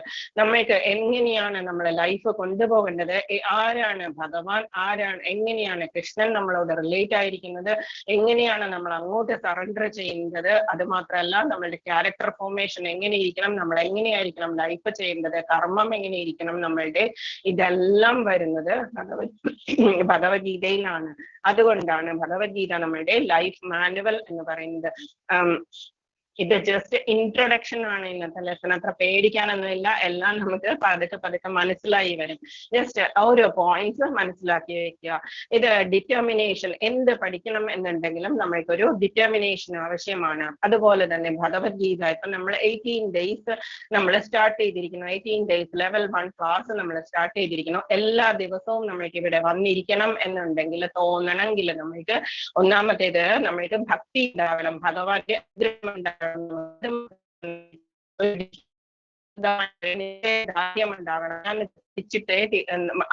ലാസ്റ്റ് വരെ ഞാൻ ഓരോ ദിവസവും ഞാൻ ഇത് അറ്റൻഡ് ചെയ്യും, ലാസ്റ്റ് ദിവസം വരെ ഞാനിത് പഠിക്കും എന്നുള്ളത് ഒരു ഡിറ്റർമിനേഷൻ. അതിന് വേണ്ടിയിട്ടുള്ള ഒരു ചെറിയ സ്റ്റോറിയാണ് ഇതിൽ തന്നിരിക്കുന്നത്. ഗരുഡ ഭഗവാന്റെ ഒരു സ്റ്റോറി. ഒരു ചെറിയൊരു കുഞ്ഞി പക്ഷി, ഒരു സ്പാരോ, അത് മുട്ടയിടാനുള്ള സമയമായപ്പോഴേക്കും അത് കടൽ തീരത്ത് വന്ന് മുട്ടയിട്ടു. കടൽ തീരത്ത് വന്ന് മുട്ടയിട്ടാൽ എന്താ സംഭവിക്കുക? അത് ഒഴുകിപ്പോകും. അപ്പം എന്നാൽ പോലും ആ കുഞ്ഞു കുരുവിക്ക് ഒരു വിശ്വാസം ഉണ്ടായിരുന്നു, ഭഗവാൻ എന്റെ മുട്ടകളൊക്കെ സംരക്ഷിക്കും എന്നുള്ളത്. ആ ഒരു ഇതോടുകൂടി അത് പറന്നുപോയി, ഭക്ഷണം കഴിക്കാനായിട്ട് പറന്നുപോയി. ആ സമയത്ത് സംഭവിക്കുന്നതിനെ മുട്ടകളൊക്കെ പോയി. കടലിൽ കഴിഞ്ഞപ്പോഴേക്കും കുരുവി തിരിച്ചു വന്നതിന് ശേഷം നോക്കിയപ്പോഴെന്താ മുട്ട കാണാനില്ല. അപ്പൊ അത് വളരെയധികം വിഷമിച്ചിട്ട് അത് ദേഷ്യം, ഭഗവാൻ എന്റെ മുട്ടകളൊന്നും സംരക്ഷിക്കാത്തത് എന്താ, എന്റെ മുട്ടകള് ഇതിന്റെ അടിയിലുണ്ടാവും, സമുദ്രം എനിക്ക് കൊണ്ടുവന്ന് തരണം എന്ന് തന്നെ അത് പറഞ്ഞിട്ട്, ഞാൻ അല്ലെങ്കിൽ ഇത് കുടിച്ചു വറ്റിക്കും എന്ന് പറഞ്ഞു. ചെറിയ കൊക്കാണ്, കുടിച്ചു വറ്റിക്കാൻ അതിന് പറ്റില്ല, എന്നാൽ കൂടി അതിനൊരു നിശ്ചയദാർഢ്യം ഉണ്ടായിരുന്നു, ഞാൻ എന്റെ മുട്ടകള് തിരിച്ചെടുക്കും എന്നുള്ളത്. എന്നിട്ട് ഞാനിത് കുടിച്ചു തീർക്കും എന്ന് പറഞ്ഞത് കുടിക്കാൻ തുടങ്ങി. ഇത് കണ്ടിട്ട് അലിവോടുകൂടി, അനുകമ്പയോടുകൂടി ആരാ വന്നത്? പക്ഷിരാജാവായിട്ടുള്ള ഗരുഡൻ ഇത് കണ്ടു. എന്നിട്ട് പക്ഷിരാജാവായിട്ടുള്ള ഗരുഡൻ ഇവിടെ വന്നിട്ട് സമുദ്രത്തോട് പറഞ്ഞു, ഞാനാണ് കുടിച്ച് തീർക്കുക, അല്ലെങ്കിൽ ഈ കുരുവിക്ക് അതിന്റെ മുട്ടകൾ തിരിച്ചു കൊണ്ടുവന്ന് കൊടുക്കുക. ഗരുഡന് സാധിക്കാത്തതൊന്നുമില്ല. ഭഗവാനെ എടുത്തുകൊണ്ട് പോകാനുള്ള അത്രയും ശക്തി ഗരുഡ ഭഗവാൻ ഉള്ളത് കൊണ്ട് സമുദ്രം കുടിച്ചു പറ്റിക്കാനും ഗരുഡ ഭഗവാനെ കൊണ്ട് സാധിക്കും. അതുകൊണ്ട് കടൽ എന്താ ചെയ്തത്? മുട്ടകളൊക്കെ തിരിച്ചു കൊണ്ടുവന്ന് കൊടുത്തു. അതാണ് നിശ്ചയദാർഢ്യം എന്ന് പറയുന്നത്. ആ കുഞ്ഞി കുരുവിയുടെ നിശ്ചയദാർഢ്യം കൊണ്ട് ഭഗവാനുള്ള അതിന്റെ വിശ്വാസം കൊണ്ട്. അതുപോലെ തന്നെയാണ് നമ്മൾക്കൊരു നിശ്ചയദാർഢ്യം വേണം. നമ്മൾ 18 days ഭഗവത്ഗീത ക്ലാസ് നമ്മൾ അറ്റൻഡ് ചെയ്യും, നമ്മളിത് പഠിച്ചെടുക്കും എന്നുള്ളത്. ഓക്കെ, ഇതിൽ കാണിച്ചിരിക്കുന്നത് നമ്മളിപ്പോ എന്തെങ്കിലും പുറത്ത് അനാലജി, ജസ്റ്റ് ഒരു എക്സാമ്പിൾ ആണ്. ഇതില് ഭക്ഷണം താഴെ വീണ് കഴിഞ്ഞാൽ നമ്മൾ തുടച്ചെടുത്തു കഴിഞ്ഞാൽ ആ തുണി വരെ വൃത്തികേടാകും. അതേസമയം കുറച്ച് മാലിന്യങ്ങളൊക്കെയുള്ള, കുറച്ച് ഇംപ്യൂരിറ്റീസ് ഉള്ള വെള്ളം നമ്മൾ സൂര്യന്റെ താഴെ വെച്ച് കഴിഞ്ഞാൽ എന്താ സംഭവിക്കുക? അതില് നമ്മൾക്ക് ഇംപ്യൂരിറ്റീസ് ഒക്കെ പോയിട്ട് നമ്മൾക്ക് പ്യുവർ വാട്ടർ നമ്മൾക്ക് കിട്ടും. അതുപോലെയാണ് നമ്മുടെ ഉള്ളിലുള്ള ഇംപ്യൂരിറ്റീസിനെ കളയാൻ വേണ്ടിയിട്ടാണ് നമ്മള് ഭഗവത്ഗീത എന്ന് പറയുന്നത് പഠിക്കുന്നത്. ഭഗവത്ഗീത വായിക്കും തോറും നമ്മൾക്ക് എന്താ സംഭവിക്കുക? ഭഗവത്ഗീത ഭഗവാന്റെ വായിൽ നിന്ന് വന്ന അമൃതാണ്. ോടുകൂടി നമ്മുടെ ഉള്ളിലുള്ള ഇംപ്യൂരിറ്റീസ് മാറി മാറി വരും. അപ്പോൾ നമ്മള് ആദ്യം നമ്മളെയാണ് പഠിക്കാൻ പോകുന്നത്. ഭഗവത്ഗീത 18 അധ്യായങ്ങളുണ്ട്. നമ്മൾ ആദ്യത്തെ അധ്യായങ്ങളാണ് ഭഗവത്ഗീതയിലുള്ളത്. 700 ശ്ലോകങ്ങളാണ്, 700 ശ്ലോകങ്ങളാണ് ഭഗവത്ഗീതയിലുള്ളത്. ഫസ്റ്റ് ശ്ലോകം പറഞ്ഞിരിക്കുന്നത് ധൃതരാഷ്ട്രാണ്. ലാസ്റ്റ് ശ്ലോകം പറഞ്ഞിരിക്കുന്നത് സഞ്ജയനാണ്. ധൃതരാഷ്ട്രരുടെ മന്ത്രിയായിട്ടുള്ള സഞ്ജയനാണ് 700 ശ്ലോകം പറഞ്ഞിരിക്കുന്നത്. 74 ശ്ലോകങ്ങൾ കൃഷ്ണൻ ബാക്കിയുള്ളതാണ് അർജുനൻ പറഞ്ഞിരിക്കുന്നത്. പറഞ്ഞിട്ടുള്ളൂ. ഓക്കെ, അപ്പൊ ആദ്യ അധ്യായങ്ങള് കർമ്മയോഗത്തെ പറ്റിയാണ്. യോഗം എന്ന് പറഞ്ഞാൽ ഭഗവാനോട് കണക്ഷൻ ഉണ്ടാകുന്നത്. കർമ്മം കൊണ്ട് നമ്മൾ എങ്ങനെയാണ് ആദ്യത്തിലുള്ള മിഡിൽ പാർട്ട് യോഗമാണ്. എങ്ങനെ ഭക്തി കൊണ്ട് നമ്മൾക്ക് ഭഗവാന്റെ അടുത്തേക്ക് പോകാം എന്നുള്ളത്. ലാസ്റ്റ് 6 ലെസൺസ് ജ്ഞാനയോഗം. അപ്പം 2 ബ്രെഡ് പീസസിന്റെ നടുവിൽ നല്ല ടേസ്റ്റി ആയിട്ടുള്ള പോർഷൻ വെക്കുന്നത് പോലെ, കറിയൊക്കെ വെക്കുന്നത് പോലെയാണ് ഭഗവാൻ അതിനെ ഭക്തി എന്ന് പറയുന്ന സ്വീറ്റ് ആയിട്ടുള്ള പോർഷൻ നടുവിൽ വെച്ചിരിക്കുന്നത്. നമ്മൾ എന്തെങ്കിലും നല്ല സൂക്ഷിച്ചു വെക്കുന്നത് പോലെയാണ് ഭഗവാൻ ഭക്തി യോഗത്തെ സൂക്ഷിച്ചു വെച്ചിരിക്കുന്നത്. അപ്പൊ ആദ്യത്തെ 6 അധ്യായങ്ങൾ എന്താണ്? കർമ്മയോഗം. നടുവിലുള്ള 6 ലെസൺസ് ഭക്തി യോഗം. അവസാനത്തെ 6 ലെസൺസ് ജ്ഞാനയോഗം. ഇങ്ങനെയാണ് നമ്മൾ 18 അധ്യായങ്ങളുള്ള ഭഗവത്ഗീതയെ പാർട്ട് ചെയ്തിരിക്കുന്നത്. 700 ശ്ലോകങ്ങളാണ് ഭഗവത്ഗീതയിലുള്ളത്. ഭഗവത്ഗീത എന്ന് പറയുന്നത് സൂര്യന്റെ മുമ്പിൽ, സൂര്യനെ പോലെയാണ്. നമ്മള് സൂര്യൻ ഉണ്ടെങ്കിൽ നമ്മൾക്ക് ടോർച്ച് അടിച്ചു നോക്കേണ്ട ആവശ്യമില്ല. എന്തെങ്കിലും സംഭവം സൂര്യദേവന്റെ മുമ്പിൽ ടോർച്ച് എങ്ങനെയാണോ അതുപോലെയാണ് മറ്റുള്ള ശാസ്ത്രങ്ങളൊക്കെ ഈ ഭഗവത്ഗീതയ്ക്ക് മുൻപിൽ. ഓക്കെ, 2 എക്സാമ്പിൾസ് ആണ് നമ്മൾ പറഞ്ഞിരിക്കുന്നത്. ഒന്ന് ഇതും, പിന്നെ നമ്മള് വാട്ടർ ഇങ്ങനെ വെയിലത്ത് വെക്കുന്നത്. ഇതാണ് ഭഗവത്ഗീതയുടെ 2 എക്സാമ്പിൾസ്, അനാലജീസ് എന്ന് പറയും. പ്രഭുപാദരെ പറഞ്ഞിരിക്കുന്ന 2 ഇമ്പോർട്ടന്റ് അനാലജീസ് ആണ്. ഇനി നമ്മൾ ഭഗവത്ഗീത ചർച്ച ചെയ്യുന്ന 5 വിഷയങ്ങളെ കുറിച്ചാണ് നമ്മൾ ഭഗവത്ഗീതയിൽ പറയുക. ഫസ്റ്റ് വൺ, ഈശ്വരൻ, ഭഗവാൻ, കൃഷ്ണൻ എന്ന് പറയുന്നതാണ് ആദ്യം. കൃഷ്ണൻ ആരാണ്? കൃഷ്ണനോട് റിലേറ്റഡ് എന്താണ്? നമ്മൾക്ക് ഇതൊക്കെ നമ്മൾ ഡിസ്കസ് ചെയ്യും. ഈശ്വരൻ ഫസ്റ്റ് വൺ. രണ്ടാമത്തേത് നമ്മളുടെ ആത്മാവിനെ കുറിച്ച് നമ്മൾ പഠിക്കും, ജീവാത്മാവ്. മൂന്നാമത്തേത് ഭൗതിക പ്രകൃതി. ഭൗതിക പ്രകൃതി എന്ന് പറഞ്ഞാൽ നമ്മൾ പുറത്ത് കാണുന്ന പ്രകൃതി അല്ല, ഭൗതിക ഗുണങ്ങളാണ് നമ്മളെ ഭൗതിക പ്രകൃതി എന്ന് പറയുന്നത്. സത്വഗുണം, തമോ ഗുണം, രജോ ഗുണം എന്ന് പറയുന്ന 3 ഗുണങ്ങളാണ് ഭൗതിക പ്രകൃതി എന്ന് പറയുന്നത്. നാലാമത്തേത് കാലം. നമ്മളെ കാലത്തെ കുറിച്ച് പഠിക്കും. അഞ്ചാമത്തേത് കർമ്മത്തെ കുറിച്ച് നമ്മൾ പഠിക്കും. ആദ്യത്തെ 6 ലെസൺസ് കർമ്മയോഗമാണ്. കർമ്മത്തെ കുറിച്ചാണ് നമ്മൾ ഫസ്റ്റ് പഠിക്കുക. രണ്ടാമത്തെ ലെസണിൽ നാളെ പഠിക്കുക ജീവാത്മാവിനെ കുറിച്ചാണ്. അങ്ങനെ ഓരോ ദിവസവും ഓരോ ലെസൺസിൽ ചിലപ്പോൾ എല്ലാം കൂടി മിക്സ് ചെയ്തിട്ടുണ്ടാകും. ഓക്കെ, 5 വിഷയങ്ങൾ മനസ്സിലായല്ലോ. ഈശ്വരൻ, ജീവാത്മാവ്, ഭൗതിക പ്രകൃതി, കാലം, കർമ്മം. ഓക്കെ, ഇനി ഇതൊക്കെയാണ് നമ്മൾ ഡിസ്കസ് ചെയ്യുക.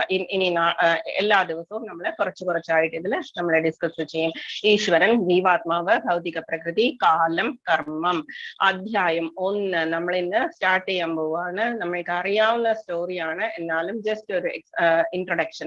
നമ്മൾക്ക് യുദ്ധം ചെയ്യാൻ വേണ്ടിയിട്ട് കൗരവരും പാണ്ഡവരും കൂടി കുരുക്ഷേത്ര ഭൂമിയിൽ കൂടിയിരിക്കുകയാണ്. അപ്പൊ ആ സമയത്ത് അർജുനൻ പറഞ്ഞു, എനിക്കൊന്ന് കാണണം എന്ന് പറഞ്ഞു. സൂചി കുത്താനുള്ള ഇടം പോലും കൊടുക്കില്ല എന്ന് പറഞ്ഞതുകൊണ്ടാണ്, അല്ലെങ്കിൽ കൃഷ്ണൻ ദൂതമായിട്ട് പോയതാണ് നമുക്ക് യുദ്ധം വേണ്ട എന്ന് പറഞ്ഞിട്ട്. എന്നിട്ടും കൗരവര് സമ്മതിക്കാതിരുന്നത് കൊണ്ടാണ് യുദ്ധം അവർക്ക് ചെയ്യേണ്ടി വന്നത്. ആ സമയത്ത് അർജുനൻ പറഞ്ഞു, കൃഷ്ണനാണ് സാരഥിയായിട്ട് വന്നിരിക്കുന്നത്. അപ്പൊ സാരഥിയായിട്ട് വന്നിട്ടുള്ള കൃഷ്ണനോട് അർജുനൻ പറഞ്ഞു, നടുവില് കൊണ്ടുവന്ന് നിർത്തു കൃഷ്ണ ഈ രഥം എന്ന് പറഞ്ഞു. അപ്പം നടുവില് കൊണ്ടുവന്ന് കൃഷ്ണൻ നിർത്തുകയും ചെയ്തു. എന്തിനാണ് നടുവില് കൊണ്ടുവന്ന് നിർത്തിയത്? രണ്ട് പോർഷനിലെയും ആൾക്കാര്, രണ്ട് സൈഡിലെയും ആൾക്കാര് എത്രയൊക്കെയാണ്, ആരൊക്കെയാണ്, എത്ര ബലമാണ് അവർക്കുള്ളത് എന്നൊക്കെ ഓപ്പോസിറ്റ് ആയിട്ടുള്ള പാർട്ടിയിലെയും സ്ട്രെങ്ത് എത്രയാണ് എന്നൊക്കെ അനലൈസ് ചെയ്താലാണ് നമുക്ക് എന്ത് ചെയ്യാൻ പറ്റുക, യുദ്ധം ചെയ്യാനുള്ള എത്ര പവർ നമ്മൾ എടുക്കണം എന്നുള്ളത് നമുക്ക് അറിയാൻ പറ്റുക. ഇപ്പൊ ഒരു എലിയാണ് ഒരു വീട്ടിലേക്ക് കയറി വരുന്നത് എന്നുണ്ടെങ്കിൽ നമ്മൾ ചിലപ്പോൾ ഒരു വടി എടുത്തിട്ട് അതിനെ ഓടിക്കോ അടിക്കോ എന്തെങ്കിലും ചെയ്യും. അതേസമയം ഒരു സ്നേക്ക് ആണെങ്കിലോ അതിന് കുറച്ച് കൂടുതൽ വേണ്ടി വരും, വലിയ വടി വേണ്ടി വരും. അതുപോലെയാണ് നമ്മൾ എത്രയാ സ്ട്രെങ്ത് അപ്പുറത്തുള്ളത് എന്നറിയാൻ വേണ്ടിയിട്ടാണ് അർജുനൻ ഇത് ചോദിച്ചത്. അപ്പൊ അർജുനൻ ചോദിച്ച സമയത്ത് കൃഷ്ണൻ നടുവിൽ കൊണ്ടുപോയി നിർത്തി. എന്നിട്ട് നിർത്തിയിട്ട് എന്താ ചെയ്തത്? കൃഷ്ണൻ നോക്കി, എല്ലാവരെയും നോക്കിയിട്ട് ഓപ്പോസിറ്റ് ആയിട്ടുള്ള എല്ലാവരുടെയും ആയുസ്സും മനോബലവും ധൈര്യവും എല്ലാം എടുത്ത് കഴിഞ്ഞു. അപ്പൊ അവരവരുടെ കാര്യം ഭഗവാൻ തീർത്തു കഴിഞ്ഞു. എന്നിട്ട് പക്ഷെ അർജുനൻ ഇതൊന്നും മനസ്സിലാകുന്നില്ല. അർജുനൻ നരനാണ്, കൃഷ്ണനാണെങ്കിലോ നാരായണനാണ്. അപ്പൊ അർജുനനാണെങ്കിൽ സാധാരണ മനുഷ്യൻ ആ രീതിയിലാണ് ചോദിക്കുന്നത്. നമ്മൾക്കൊക്കെ ഫസ്റ്റ് ബെല്ലൊക്കെ അടിക്കുമ്പോഴേക്കും നമുക്ക് ചിലപ്പോൾ പഠിച്ചിട്ടില്ലെങ്കിൽ പരീക്ഷയുടെ സമയത്ത് നമുക്ക് പേടി ഉണ്ടാവുന്നത് പോലെ അർജുനന് പേടി തോന്നാൻ തുടങ്ങുന്നു. എങ്ങനെയാണ് ഇവരെയൊക്കെ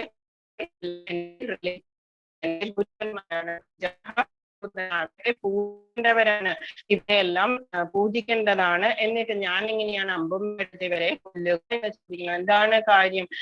അർജുനന്റെ ഗാണ്ഡീവം എന്ന് പറയുന്നത് എടുത്തു ചെയ്താൽ പോലും ശത്രുക്കളെ കൊല്ലാനുള്ള പവർ ഉള്ളതാണ് അർജുനന്റെ ഗാണ്ഡീവം എന്ന് പറയുന്നത്.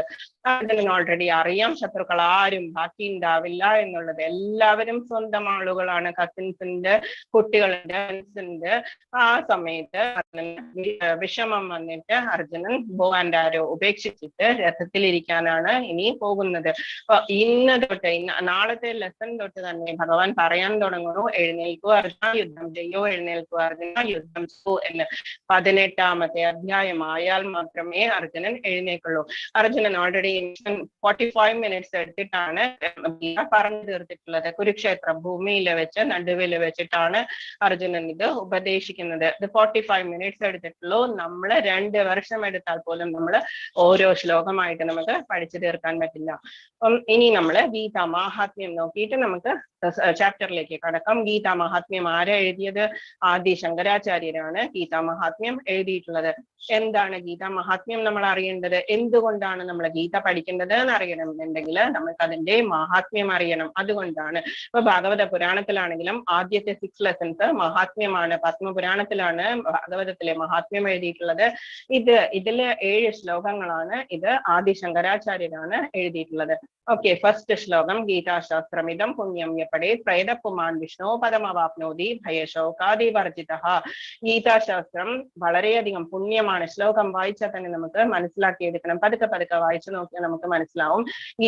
ഗീത എന്ന് പറയുന്നത് ശാസ്ത്രമാണ്, അത് അത്രയും പുണ്യമാണ്. യപടേ പ്രേതപുമാൻ, ആരാണോ ഇത് പഠിക്കുന്നത് വിഷ്ണു പദമവാപ്നോതി, വിഷ്ണുവിന്റെ പദം പ്രാപിക്കും എന്നുള്ളത് യാതൊരു സംശയവുമില്ല. ഭയശോകാദിവർജിതഃ, ഭയത്തിൽ നിന്നും ശോകത്തിൽ നിന്നും ദൂരെയാക്കപ്പെടും നമ്മളത് വായിക്കുമ്പോൾ.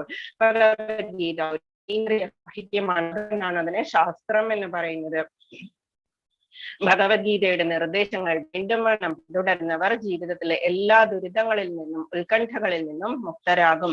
ഭയശോകാദിവർജിത, ജീവിതത്തിലെ എല്ലാ ഭയങ്ങളിൽ നിന്നും ശോകത്തിൽ നിന്നും നമ്മൾ മുക്തരാകും. അടുത്ത ജന്മം നമ്മൾ ആത്മീയ ജീവിതം നമുക്ക് വരികയും ചെയ്യും. നമ്മൾ ചിലപ്പോൾ ജനിക്കുമായിരിക്കും നമ്മൾ അടുത്ത ജന്മം. ഇതിനെ നമ്മൾ പറയുക ഭൗതിക ലോകം എന്നാണ്, മെറ്റീരിയൽ വേൾഡ്. നമ്മളിപ്പോ ജീവിച്ചുകൊണ്ടിരിക്കുന്നത് മെറ്റീരിയൽ വേൾഡ്. അതേസമയം നമ്മളുടെ ആധ്യാത്മികമായിട്ടുള്ള ജീവിതമാണ് മറ്റേത്, ഋഷിമാർ ഋഷിമാരും എല്ലാവരും എത്തിച്ചേരുന്നത്.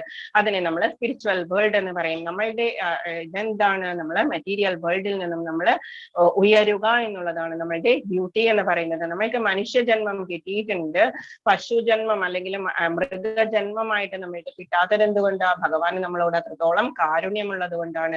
നമ്മൾക്ക് ഭഗവാൻ എന്തുകൊണ്ടാണ് ഈ ജന്മം തന്നിരിക്കുന്നത്? ഭഗവാനെ സേവിച്ച് ഭഗവാൻ പറഞ്ഞിരിക്കുന്ന കാര്യങ്ങളൊക്കെ അനുസരിച്ച് നമ്മള് ജീവിക്കാൻ വേണ്ടിയിട്ടാണ്.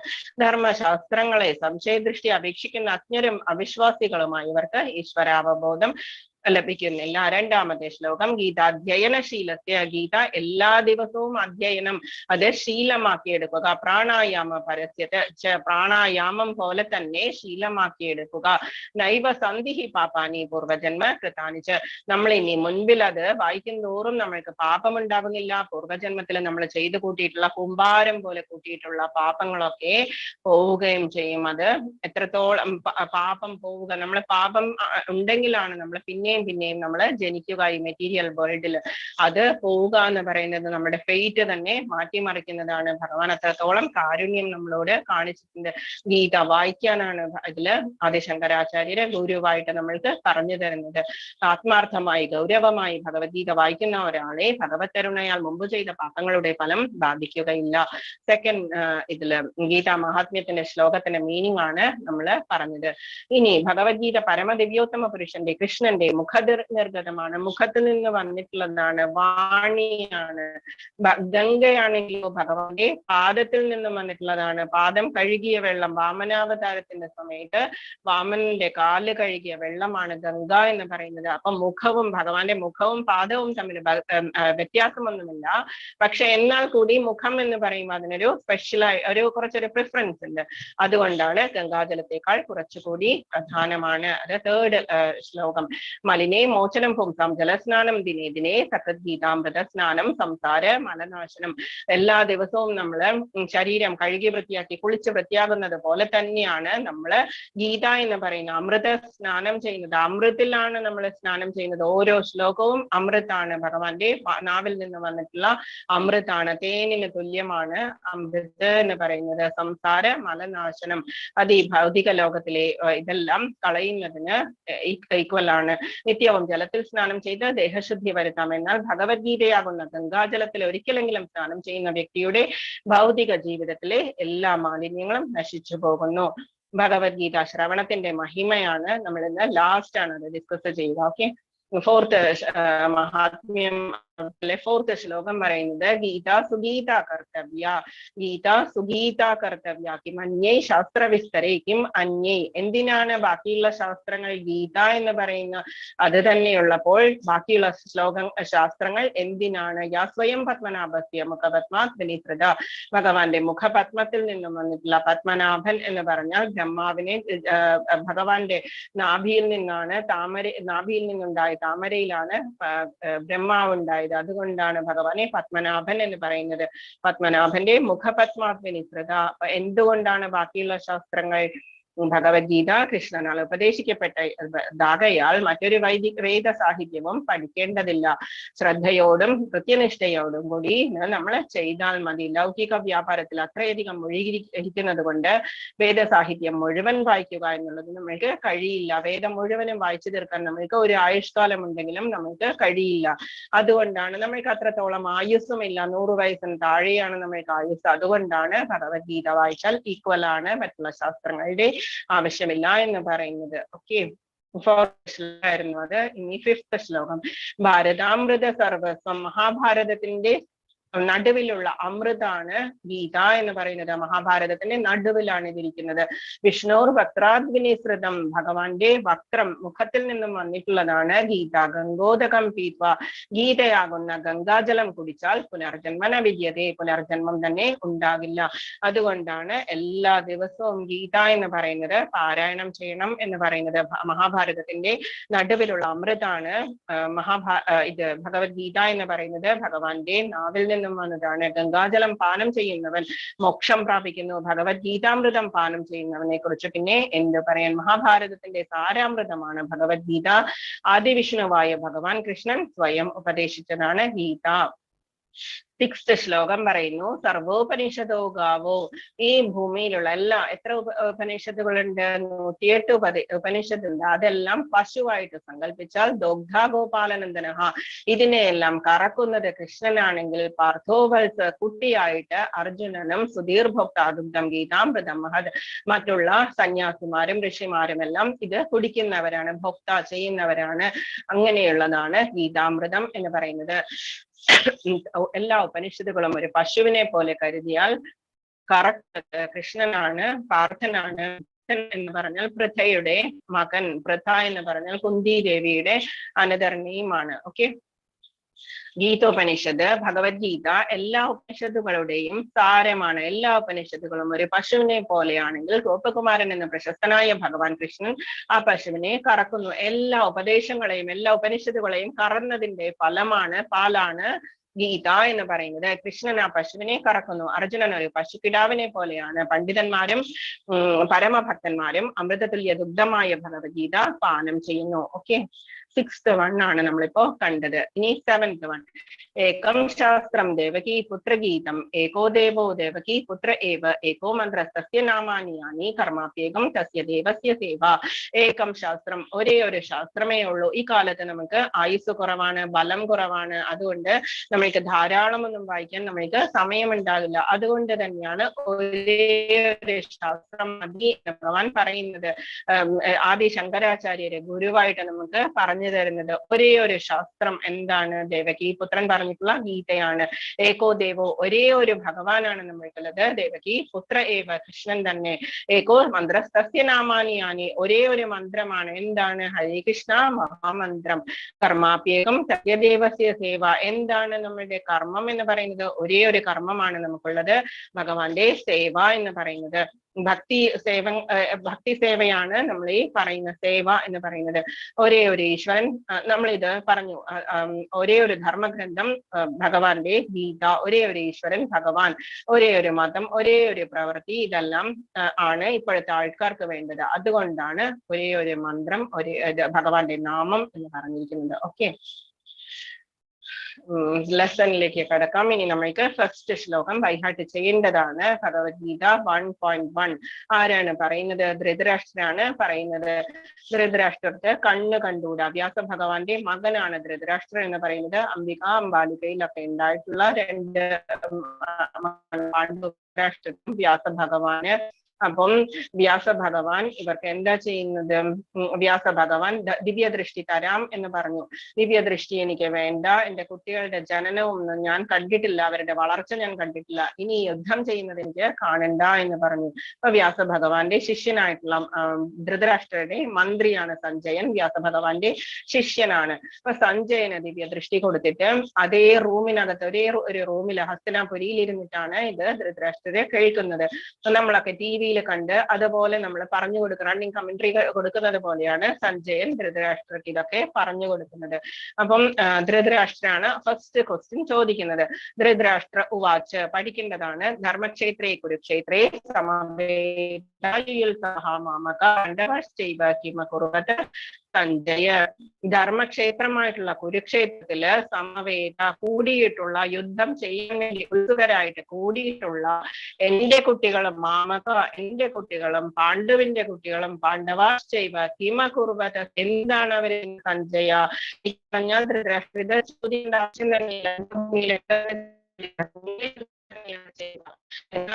എന്റെ കുട്ടികളും പാണ്ഡുവിന്റെ കുട്ടികളും എന്ന് അവിടെ തന്നെ വേർതിരിച്ചാണ് ധൃതരാഷ്ട്രയെ കാണുന്നത്. ധൃതരാഷ്ട്രയുടെ കുട്ടില ബുദ്ധിയാണ് നമുക്ക് ഫസ്റ്റ് ശ്ലോകത്തിൽ തന്നെ നമുക്ക് മനസ്സിലാവുന്നത്. ധൃതരാഷ്ട്രർ പറഞ്ഞു, ഹേ സഞ്ജയ, പുണ്യസ്ഥലമായ കുരുക്ഷേത്രത്തിൽ യുദ്ധോത്സുകരായി ഒന്നിച്ചുകൂടി എന്റെ മക്കളും പാണ്ഡുപുത്രരും എന്ത് ചെയ്തു?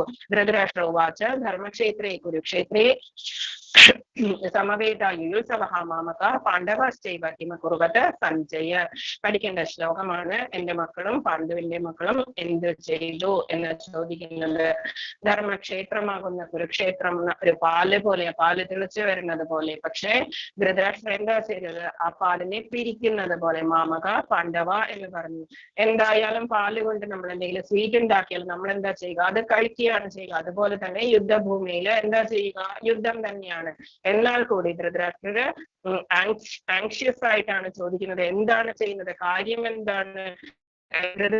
പേടിയുണ്ട്, ധൃതരാഷ്ട്ര ഹസ്തിനാപുരത്തായിരിക്കുന്നത്.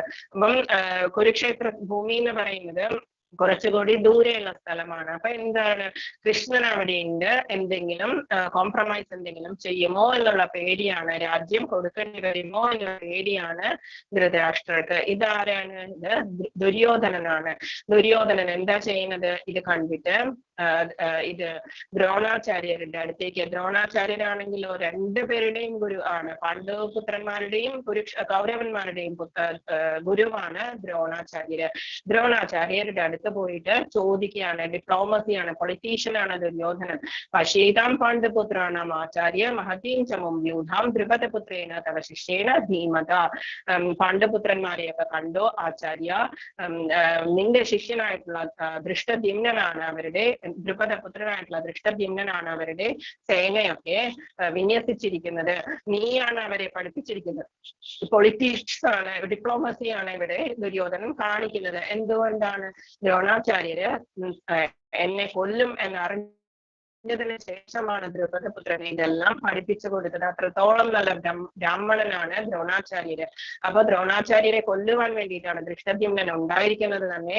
അപ്പൊ അതിനു വേണ്ടിയിട്ടാണ് ഇത് ചോദിക്കുന്നത്. അപ്പം ഒരു ദേഷ്യപ്പെടുത്താൻ വേണ്ടിയിട്ടാണ് ദ്രോണാചാര്യര്. അപ്പൊ ആ സമയത്ത് ദൃഷ്ടദ്യുമ്നനെ ഇതൊക്കെ പഠിപ്പിച്ചു കൊടുത്തല്ലോ, അപ്പൊ ഇനി ഈ യുദ്ധത്തിന്റെ സമയത്ത് അവരുടെ പക്ഷത്താണോ നിൽക്കുക എന്നതിനെ പറ്റിയൊരു ദേഷ്യപ്പെട്ട് പറയുകയാണ് ദുര്യോധനൻ.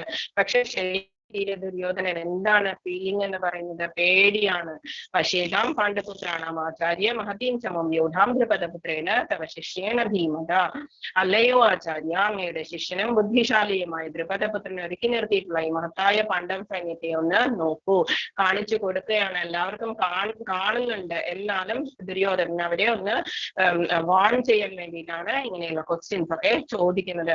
1.15 എല്ലാ ശ്ലോകങ്ങളും നമ്മൾ നോക്കുന്നില്ല, നമ്മള് ഇമ്പോർട്ടന്റ് ആയിട്ടുള്ള ശ്ലോകങ്ങളിലൂടെ മാത്രമാണ് നമ്മൾ കടന്നു പോവുക. 7:30 to 8 എന്ന് പറയുന്ന സമയത്ത് രേണു മാതാജിയുടെ മോണിറ്ററിംഗില് നമ്മൾ എല്ലാ ശ്ലോകങ്ങളും മീനിങ്ങും ഒക്കെ വായിക്കും. അപ്പം ഇതൊന്നും അറിയില്ല എന്നുള്ളവർക്ക് ആ സമയത്ത് മസ്റ്റായിട്ട് കേൾക്കാൻ വേണ്ടിയിട്ട് വന്നിരിക്കാം. വായിക്കാം, നന്നായിട്ട് വായിക്കാൻ അറിയുന്നവർക്ക് വായിക്കാൻ കൂടാം. ആദ്യമായിട്ടാണ് വായിക്കുന്നത് എന്നൊന്നും പേടിക്കേണ്ട ആവശ്യമൊന്നുമില്ല. സ്റ്റുഡൻസ് ടൈം ആണ് 7:30 to 8 എന്ന് പറയുന്നത്. അപ്പം 1.15 പറയുമ്പോൾ ഇനി നമ്മൾ ഫസ്റ്റ് ബെൽ അടിക്കാൻ പോകുന്ന അതുപോലെയാണ്, ഫസ്റ്റ് ബെൽ പോലെയാണ്. ഭഗവാൻ എന്ത് ചെയ്യുന്നു? പാഞ്ചജന്യം ഋഷികേശോ ദേവദത്തം ധനഞ്ജയ പൗണ്ഡ്രം ധർമ്മോ മഹാശംഖം ഭീമകർമ്മ വൃക്കോദര. ഇതിൽ 3 പേരുടെ ശംഖങ്ങളാണ് പറഞ്ഞിരിക്കുന്നത്. കൃഷ്ണ ഭഗവാൻ പാഞ്ചജന്യം എന്ന ശംഖം ഊതി. പാഞ്ചജന്യം എന്ന് പറഞ്ഞ ശംഖമാണ് ഭഗവാൻ ഊതിയിരിക്കുന്നത്. ഭഗവാനെ ഋഷികേശോ എന്നാണ് ഇവിടെ വിളിച്ചിരിക്കുന്നത്. ഋഷികേശൻ എന്ന് പറഞ്ഞാൽ എല്ലാ സെൻസസും കൺട്രോൾ ചെയ്യുന്നവൻ എന്നുള്ള ഇന്ദ്രിയങ്ങളവനാണ് ഋഷികേശൻ. ദേവദത്തം ധനഞ്ജയ. ധനഞ്ജയ എന്ന് പറഞ്ഞാൽ അർജുനന്റെ മറ്റൊരു പേരാണ്. യുധിഷ്ഠിരന് വേണ്ടിയിട്ട് ധാരാളം ധനം സമ്പാദിച്ച് രാജസൂയ യജ്ഞത്തിന് വേണ്ടി സമ്പാദിച്ചത് കൊണ്ടാണ് അർജുനന് ധനഞ്ജയൻ എന്ന പേര്. ദേവദം എന്ന ശംഖാണ് എന്ന് പറഞ്ഞ ശംഖാണ്. വൃക്കോദരൻ ഭീം വൃക്കോദര എന്ന് പറഞ്ഞാൽ വലിയ ഉദരമുള്ള, ധാരാളം ഭക്ഷിക്കുന്നവൻ. ഭീമകർമ്മ എന്ന് പറഞ്ഞാൽ ഹെർക്കൂലിയൻ ടാസ്ക് ഒക്കെ ചെയ്യാൻ വളരെയധികം ശക്തിയുള്ളവൻ. എല്ലാ ബുദ്ധിമുട്ടുള്ള ജോലികൾ, ഹെർക്കൂലിയൻ ആയിട്ടുള്ള ടാസ്ക് എല്ലാം ഭീമനാണ്. അതുകൊണ്ടാണ് ഭീമനെ കർമ്മ എന്ന് പറഞ്ഞിരിക്കുന്നത്. ഓക്കെ, കൃഷ്ണ ഭഗവാൻ പാഞ്ചജന്യം എന്ന ശംഖം അർജുനൻ ദേവദത്തവും ദുഷ്കര കർമ്മങ്ങളിൽ മുൻനിൽക്കുന്നവനും ഭോജനപ്രിയനുമായ ഭീമൻ പൗണ്ഡ്രം എന്ന ശംഖവും മുഴക്കി. 3 തരം ശംഖത്തിന്റെ കാര്യമാണ് ഫസ്റ്റ് ശ്ലോകത്തില് 15th ശ്ലോകത്തില് പറഞ്ഞിരിക്കുന്നത്. ദിവ്യമായിട്ടുള്ള ശംഖുകളാണ് ഇപ്പൊ പറഞ്ഞിരിക്കുന്നത്. ഇനി ബാക്കിയുള്ളവരുടെ ശംഖ്. അനന്ത വിജയം രാജ കുന്തിപുത്രോ യുധിഷ്ഠിര. യുധിഷ്ഠിരൻ എന്താ ഊതിയത്? അനന്ത വിജയം എന്ന് പറഞ്ഞ എന്താണ് ശംഖാണ്. നകുല സഹദേവശ്ച സുഘോഷ മണിപുഷ്പകൗ. സുഘോഷം എന്നതാണ് നകുലനോദിയത്, സഹദേവനോദിയത് മണിപുഷ്പകം എന്ന് പറഞ്ഞ ശംഖമാണ്. കാശ്യശ്ച പരമേശ്വര ശിഖണ്ഡീച മഹാരഥ ദൃഷ്ടദ്യുമ്നോ വിരാടശ്ച സാത്വികിശ്ച പരാജിത. ഇവരൊക്കെ അവരവരുടെ ശംഖുകളൊക്കെ ഊതി. ദ്രൗപദോ ദ്രൗപദേയാശ്ച സർവശ പൃഥിവീപതി. ഇതൊക്കെ സംഭവിച്ച ദ്രുപദ പുത്രനായിട്ടുള്ള ദ്രൗപദിയുടെ പുത്രന്മാരും എല്ലാവരും അവരവരുടെ ശംഖൂതി ഇത്രയും അഭിമന്യുവിന്റെ ശംഖൂതി ശംഖാന്തർമു പൃഥക് പൃഥക് ഇത്രയും കഴിഞ്ഞപ്പോഴേക്കും ആകെപ്പാടെ ബഹളമായി. ഇതിന്റെ മീനിങ് നോക്കാം നമുക്ക്. കുന്തിപുത്രനായ യുധിഷ്ഠിരൻ അനന്ത വിജയം എന്ന ശംഖൂതി നകുല സഹദേവന്മാർ സുഘോഷമണി പുഷ്പകങ്ങളും വില്ലാളി വീരനായ കാശി രാജാവും മഹാരഥനായ ശിഖണ്ഡിയും ദൃഷ്ടദ്യുമ്നൻ വിരാടൻ തോൽവിപണയാത്ത സാത്യകി ദ്രുപദൻ ദ്രൗപദി പുത്രന്മാർ മഹാബാഹുവായ സുഭദ്രാപുത്രൻ എന്നിവരും ശംഖനാദം മുഴക്കി. മനസ്സിലായിട്ടുണ്ടല്ലോ അല്ലെ? 19th ശ്ലോകം.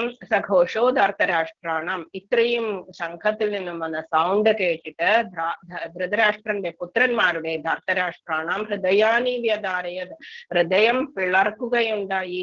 നഭശ്ച പൃഥിവീം ചൈവ തുമുലോ ധനുനാദയൻ. ആകാശത്തിലും അന്തരീക്ഷത്തിലും ഭൂമിയിലുമെല്ലാം ഈ നാദഘോഷം, ഈ ശംഖിന്റെ സൗണ്ട് വളരെയധികം ഉച്ചത്തില് കേൾക്കുകയുണ്ടായി. ആ സമയത്ത് ധൃതരാഷ്ട്രപുത്രന്മാർ ധർത്തരാഷ്ട്രാണം ധൃതരാഷ്ട്രപുത്രന്മാരുടെ ഹൃദയം പിളർക്കുകയായി. എന്നാലോ പാണ്ഡവർക്ക് ഇതേപോലെ തന്നെ ബാക്കിയുള്ള കൗരവ പടയും അവരുടെ ശംഖുകളൊക്കെ ഇപ്പോ ഊതും. ആ സമയത്ത് പാണ്ഡവർക്കാണെങ്കിലോ യാതൊരു പേടിയും ഉണ്ടായില്ല. എന്തുകൊണ്ടാണ്?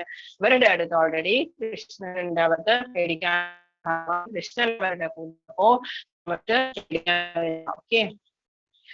അർജുന ഉവാച. ഇത്രയും കഴിഞ്ഞ സമയത്ത് ഇത്രയും ശംഖൊക്കെ ഊതി കഴിഞ്ഞപ്പോഴേക്കും അർജുനൻ പറഞ്ഞു കൃഷ്ണനോട് 1.1 പറയുന്നു, യോരുഭയോർ മധ്യേ രണ്ട് സേനയുടെയും ഉഭയോർ രണ്ട് സേനയുടെയും മധ്യ രഥം സ്ഥാപയമേച്യുത. അച്യുത രഥം കൊണ്ടുപോയി സ്ഥാപിക്കൂ. അച്യുത എന്ന് പറയുന്നത് ഒരിക്കലും ച്യുതി സംഭവിക്കില്ല. അർജുനനോട് ഭക്തവത്സലനാണ് ഭഗവാൻ. ഭക്തവത്സലൻ എന്നുള്ളതിന്റെ ഒരു അനദർ നെയിമാണ് അച്യുത എന്ന് പറയുന്നത്. യാവതേതാൻ നിരീക്ഷേഹം യോദ്ധുകാമാനവസ്ഥിതാൻ. ആരാണ് എനിക്കൊന്ന് കാണണം എല്ലാവരും, ആരാണ് യുദ്ധത്തിന് റെഡി ആയിട്ട് വന്നിട്ടുള്ളത്? കൈർമയാ സഹയോദ്ധവ്യം അസ്മിൻ സമുദ്യമേ. ഈ യുദ്ധക്കളത്തില് ആരൊക്കെയാണ് വന്നിരിക്കുന്നത് എന്നെനിക്കൊന്ന് കാണണം. എന്നിട്ട് നടുവിൽ കൊണ്ടുവന്ന കൃഷ്ണൻ രഥം നിർത്തുന്ന പിക്ചറാണ് ഇതില് കാണുന്നത്. ഓക്കെ. ഹേ അച്യുത, അച്യുതി അല്ലെങ്കിൽ വീഴ്ച പറ്റാത്തവനെ, ഇരു സൈന്യങ്ങൾക്ക് മധ്യത്തിലായി എന്റെ തേർ കൊണ്ട് നിർത്തുക. ആരൊക്കെയാണ് യുദ്ധകാംക്ഷികളായി ഇവിടെ വന്നിട്ടുള്ളതെന്ന് ഞാനൊന്ന് കാണട്ടെ. അർജുനൻ കൃഷ്ണനോട് പറയുകയാണ്. യുദ്ധത്തിന്റെ സേനയുടെ നടുവിൽ കൊണ്ടുപോയി ഒന്ന് നിർത്തൂ എന്ന് പറയുന്നു. ഇത് കഴിഞ്ഞപ്പോഴേക്കും എന്താ സംഭവിച്ചത്? അർജുനന് എല്ലാവരെയും കണ്ടു, സ്വന്തക്കാരൻ എല്ലാവരും. അർജുനൻ ഓൾറെഡി ഉള്ള കമ്പാഷൻ ദയയൊക്കെ കൊണ്ട് അർജുനന് വളരെ വിഷമം തോന്നി. 1.21 പറയുന്നു, ശരീരേ മേരോ ഹർഷശ്ച ജായതേ ഗാന്ധീവം സംസതേ ഹസ്താത്വൈവ പരിദഹ്യതേ. പേടിയുള്ള സമയത്ത്, വല്ലാത്ത പേടിയുള്ള സമയത്ത് നമുക്കൊക്കെ സംഭവിക്കുന്നതാണ്, അല്ലെങ്കിൽ വല്ലാത്ത സങ്കടമുള്ള സമയത്ത് നമുക്ക് സംഭവിക്കുന്ന കാര്യങ്ങൾ, അല്ലെങ്കിൽ നമ്മൾക്ക് ഏറ്റവും ഭക്തിയുള്ള സമയത്ത്. പക്ഷെ അതില് നമ്മള് കുറച്ചൊക്കെ വ്യത്യാസമുണ്ടാകും. പേടി തോന്നേണ്ട ആവശ്യമില്ല. ഭക്തിയുടെ ലാസ്റ്റ് അൾട്ടിമേറ്റ് സ്റ്റേജിൽ അതേസമയം നമുക്ക് സങ്കടമോ പേടിയോ വന്നാൽ ഉണ്ടാകുന്ന ഫീലിങ്സ് ആണ് ഇപ്പൊ അർജുനൻ പറയുന്നത്. എന്റെ ശരീരം വിറയ്ക്കുകയും രോമാഞ്ചമുണ്ടാവുകയും ചെയ്യുന്നു. എന്റെ വില്ല് ഗാന്ധീവം കയ്യിൽ നിന്ന് വഴുതുന്നു, തൊലി ചുട്ടുനീറുന്നു. എക്സാമിനേഷന്റെ ടൈമിലൊക്കെ നമ്മൾ പഠിച്ചിട്ടില്ലെങ്കിൽ നമുക്ക് ഫീൽ ചെയ്യുന്ന കാര്യങ്ങളാണ്. 1.30 പറയുന്നു, ലക്ഷ്യശക്നോമ്യവസ്ഥാതം. പക്ഷെ അർജുനൻ ഒരു ഭീരുവല്ല. എന്നിട്ട് കൂടി ദയ കൊണ്ടാണ് അർജുനന് ഈ വിഷമം തോന്നുന്നത്. ഭ്രമതീവ ചമേ മനഃ നിമിത്താനി ച പശ്യാമി വിപരീതാനി കേശവ. എനിക്കിപ്പോൾ ഉറച്ചു നിൽക്കാൻ കൂടി സാധിക്കുന്നില്ല. ഞാൻ എന്നെ തന്നെ മറന്നു പോകുന്നു, മനസ്സ് ചുറ്റിക്കറങ്ങുന്നു. അല്ലയോ കൃഷ്ണ കേശവ, ദൗർഭാഗ്യ ലക്ഷണങ്ങളാണ് ഞാൻ എമ്പാടും കാണുന്നത്. കേശി എന്ന് പറഞ്ഞ അസുരനെ കൊന്നത് കൊണ്ടാണ് കേശവ എന്ന് വിളിക്കുന്നത്, കൃഷ്ണനെ വിളിക്കുന്നത്. അപ്പം എന്തൊക്കെയാണ് സംഭവിക്കുന്നത്? അർജുനന് ഉറച്ചു നിൽക്കാൻ പറ്റുന്നില്ല. വില്ലും അമ്പും താഴേക്ക് വീണു പോകുന്നു, മനസ്സ് ചുറ്റിക്കറങ്ങുന്നു, തല കറങ്ങുന്നു.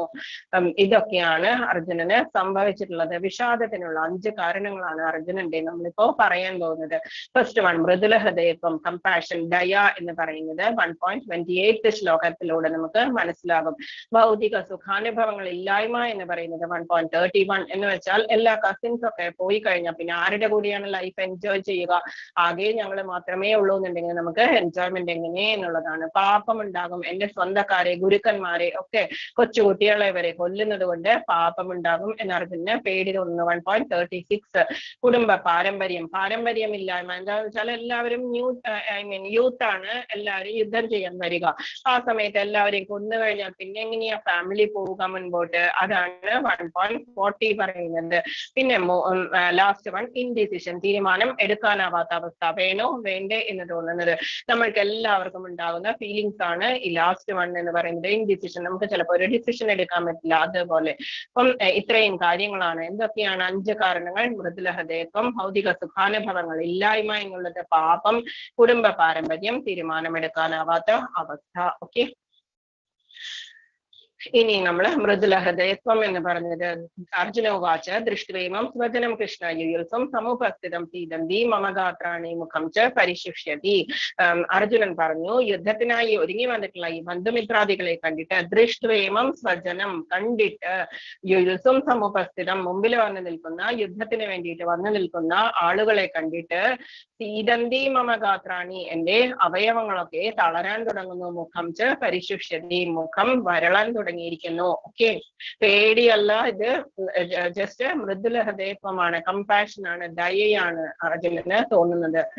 1.31 ഭൗതിക സുഖാനുഭവങ്ങൾ. നച്ച ശ്രേയോനു പശ്യാമി ഹത്വാ സ്വജനമാഹവേ ന കാംക്ഷേ വിജയം കൃഷ്ണ നച്ച രാജ്യം സുഖാനിച്ച്.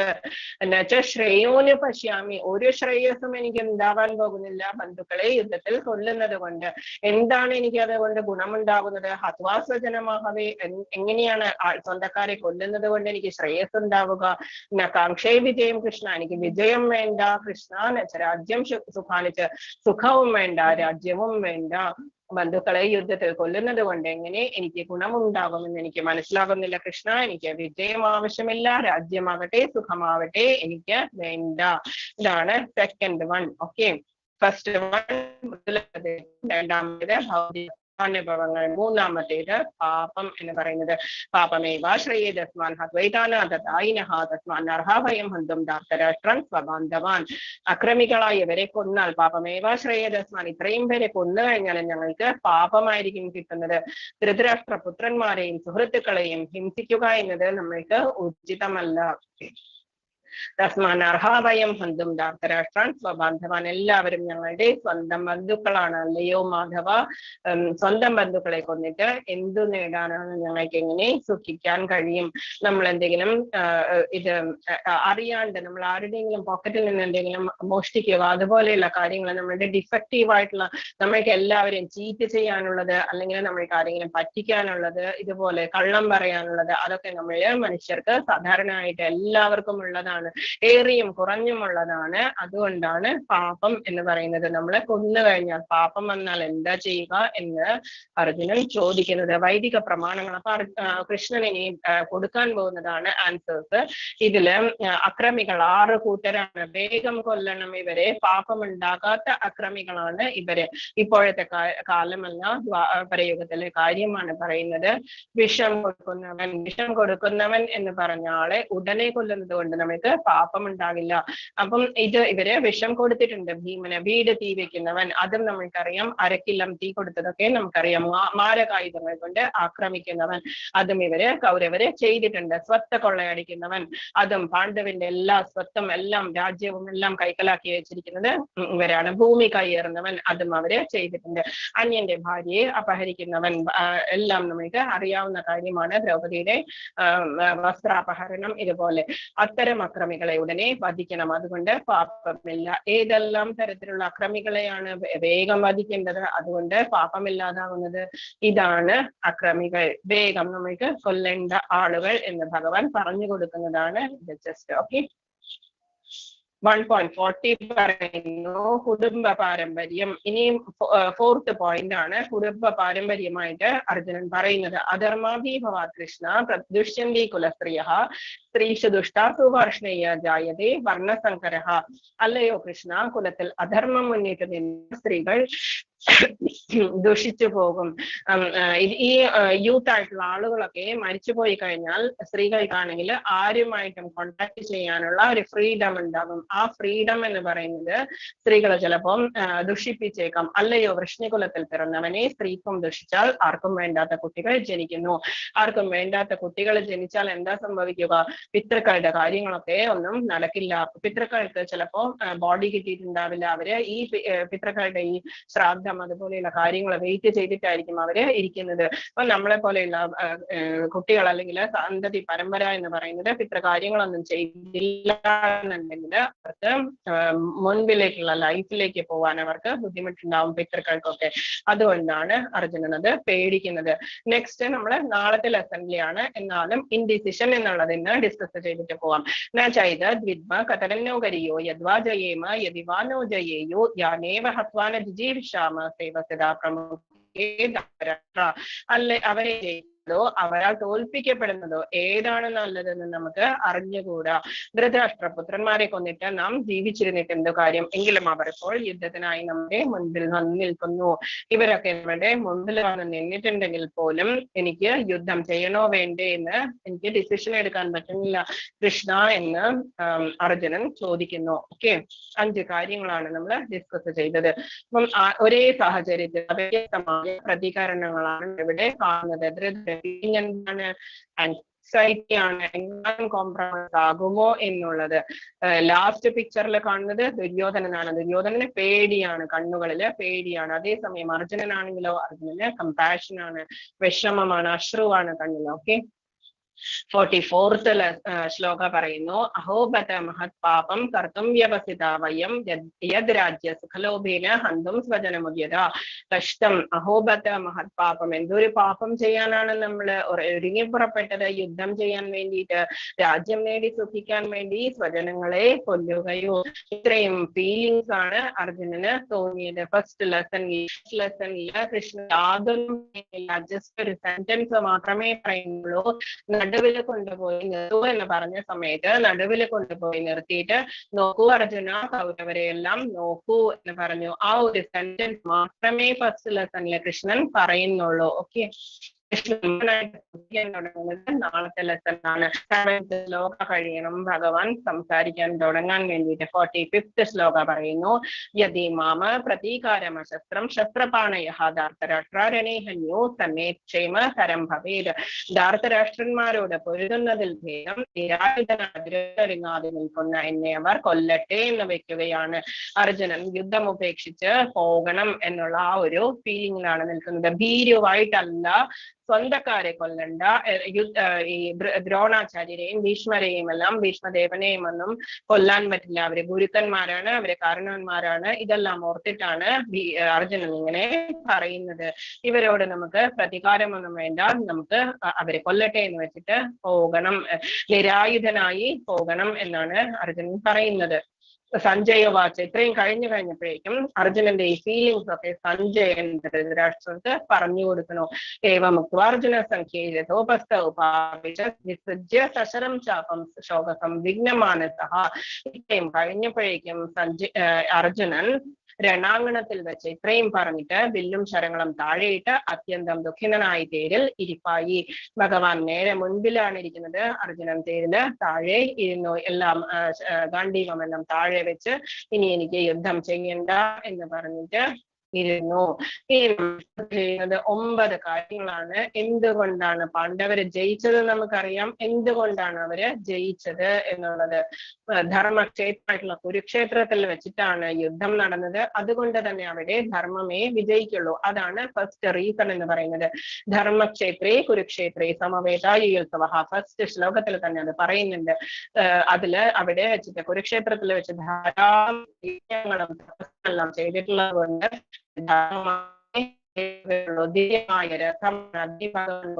രഥമാണ് അർജുനന്റെ രഥം എന്ന് പറയുന്നത്. യുദ്ധം ചെയ്താൽ ഒരിക്കലും തോൽവി സംഭവിക്കില്ല. ഒരു ദിവസം 12 വർഷത്തോളം നീണ്ടു നിന്ന യാഗത്തില് നെയ്യൊക്കെ കഴിച്ച് അഗ്നി ഭഗവാന് ഇതുണ്ടായി, ഡൈജഷൻ ഉണ്ടായി. അപ്പം ഇൻഡൈജഷൻ ഉണ്ടായ സമയത്ത് അഗ്നി ഭഗവാൻ ബ്രഹ്മാവിനോട് ചോദിച്ചു എന്താണ് ചെയ്യേണ്ടത് എന്ന് ചോദിച്ചപ്പോൾ, എന്താണ് ഔഷധം എന്ന് ചോദിച്ച സമയത്ത് ബ്രഹ്മ പറഞ്ഞു ഔഷധം എന്ന് പറയുന്നത് ഖണ്ഡവ ദഹനമാണ്. ഖണ്ഡവം എന്ന് പറഞ്ഞ വനം മുഴുവൻ ഉണ്ടാക്കിയപ്പോഴുള്ള എല്ലാം പ്രാണികളെയും എല്ലാം കഴിച്ചു തീർക്കുക, അന്ന് നിനക്ക് ഇൻഡൈജഷൻ മാറും എന്ന് പറഞ്ഞു. ആ സമയത്ത് എന്താ അർജുനനും കൃഷ്ണനും കൂടിയിട്ട് ഇന്ദ്രന്റെ ഫ്രണ്ട് ആയിട്ടുള്ള ഉണ്ടായിരുന്നു. അപ്പൊ ആ സമയത്ത് ഈ തക്ഷകൻ എന്ന് പറഞ്ഞ സ്നേക്ക് അവിടെ ഉണ്ടായിരുന്നു. എന്താണ് അതുകൊണ്ട് ഇന്ദ്രൻ എപ്പോഴും അഗ്നി ദഹിപ്പിക്കാൻ തുടങ്ങുമ്പോഴേക്കും ഇന്ദ്രൻ എന്താ ചെയ്യുക, മഴ അങ്ങോട്ട് വർഷിക്കും. മഴ തരുന്നതാണ് ഇന്ദ്രൻ. മഴ പെയ്യും. കൃഷ്ണനോട് പോയി കംപ്ലൈന്റ് പറഞ്ഞു ഭഗവാൻ. അപ്പം കൃഷ്ണൻ പറഞ്ഞു അർജുനനോട് ഹെൽപ്പ് ചെയ്യൂ, നമുക്കപ്പോ നല്ലതേ ഉണ്ടാവുള്ളൂ എന്ന് പറഞ്ഞിട്ട് അർജുനൻ പോയി ഹെൽപ്പ് ചെയ്തു, രണ്ടാളും കൂടിയിട്ട്. അങ്ങനെയാണ് അഗ്നി ഭഗവാന്റെ ഇതിന്റെ സന്തോഷം കൊണ്ടാണ് അഗ്നി ഭഗവാൻ ഈ രഥം കൊടുത്തത്. അതിന്റെ മുകളിൽ എന്താ ഉള്ളത്? അതിന്റെ മുകളില് ഹനുമാൻ സ്വാമിയുടെ ധ്വജമാണ്. ഹനുമാൻ സ്വാമി അതിലിരിക്കുന്നത്. ഹനുമാനുള്ളിടത്ത് ഒരിക്കലും തോൽവി സംഭവിക്കില്ല. ശ്രീരാമചന്ദ്രന്മാരുടെ ആ ഫൈറ്റ് ഒക്കെ നടത്തിയത് അഗ്നി ഭഗവാന്റെ ഇരത്തിലാണ്. അപ്പൊ അവര് ഫൈറ്റ് ചെയ്താൽ നമ്മള് തോൽക്കില്ല. അതാണ് നെക്സ്റ്റ്. പിന്നെ ഗാണ്ഡീവം എന്ന് പറയുന്നത് ഇത്രയും ചെയ്തു കഴിഞ്ഞപ്പോ അഗ്നി ഭഗവാൻ വരുണ ഭഗവാനോട് പറഞ്ഞു ഗാണ്ഡീവം കൊടുത്ത് അനുഗ്രഹിക്കുക എന്ന് പറഞ്ഞു. ഗാണ്ഡീവം എന്ന് പറഞ്ഞാൽ ഒരിക്കലും തോൽവി സംഭവിക്കില്ല. അതുകൊണ്ട് ശത്രുക്കളെ തോൽപ്പിക്കാൻ നമുക്ക് ധാരാളം ഈസി ആയിട്ട് കഴിയും. ഒരിക്കലും ഇതാണ് നെക്സ്റ്റ്. പിന്നെ ശംഖനാദം. ശംഖനാദം ആണെങ്കിൽ ആടുന്നിടത്ത് ഒരിക്കലും തോൽവി ഉണ്ടാവില്ല. ജീവിതം എന്ന് പറഞ്ഞാൽ രണ്ട് സൈഡിലും ധാരാളം സൈനികരുണ്ട്. മരിച്ചാലും സാരമില്ല, രാജാവിന് വേണ്ടി യുദ്ധം ചെയ്യും, യുധിഷ്ഠിരന് വേണ്ടിയിട്ട് അല്ലെങ്കിൽ കൗരവർക്ക് വേണ്ടിയിട്ട് എന്ന് പറഞ്ഞ അതാണ് നെക്സ്റ്റ്. മോക്ഷദായിക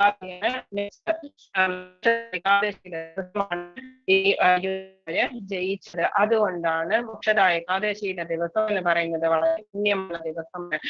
ഉള്ളത് ഭാഗ്യലക്ഷ്മി കൃഷ്ണനുള്ളത് എപ്പോഴും കൃഷ്ണന്റെ ഭാര്യയായിട്ടുള്ള മഹാലക്ഷ്മി അവിടെ ഉണ്ടാകും. അതുകൊണ്ടും പിന്നെ ഹൃഷികേശൻ ഓൾറെഡി കൃഷ്ണൻ അവരുടെ സൈഡിലുള്ളത് കൊണ്ടും ഇതൊക്കെയാണ് റീസൺസ്. 9 റീസൺസ് ആണ്.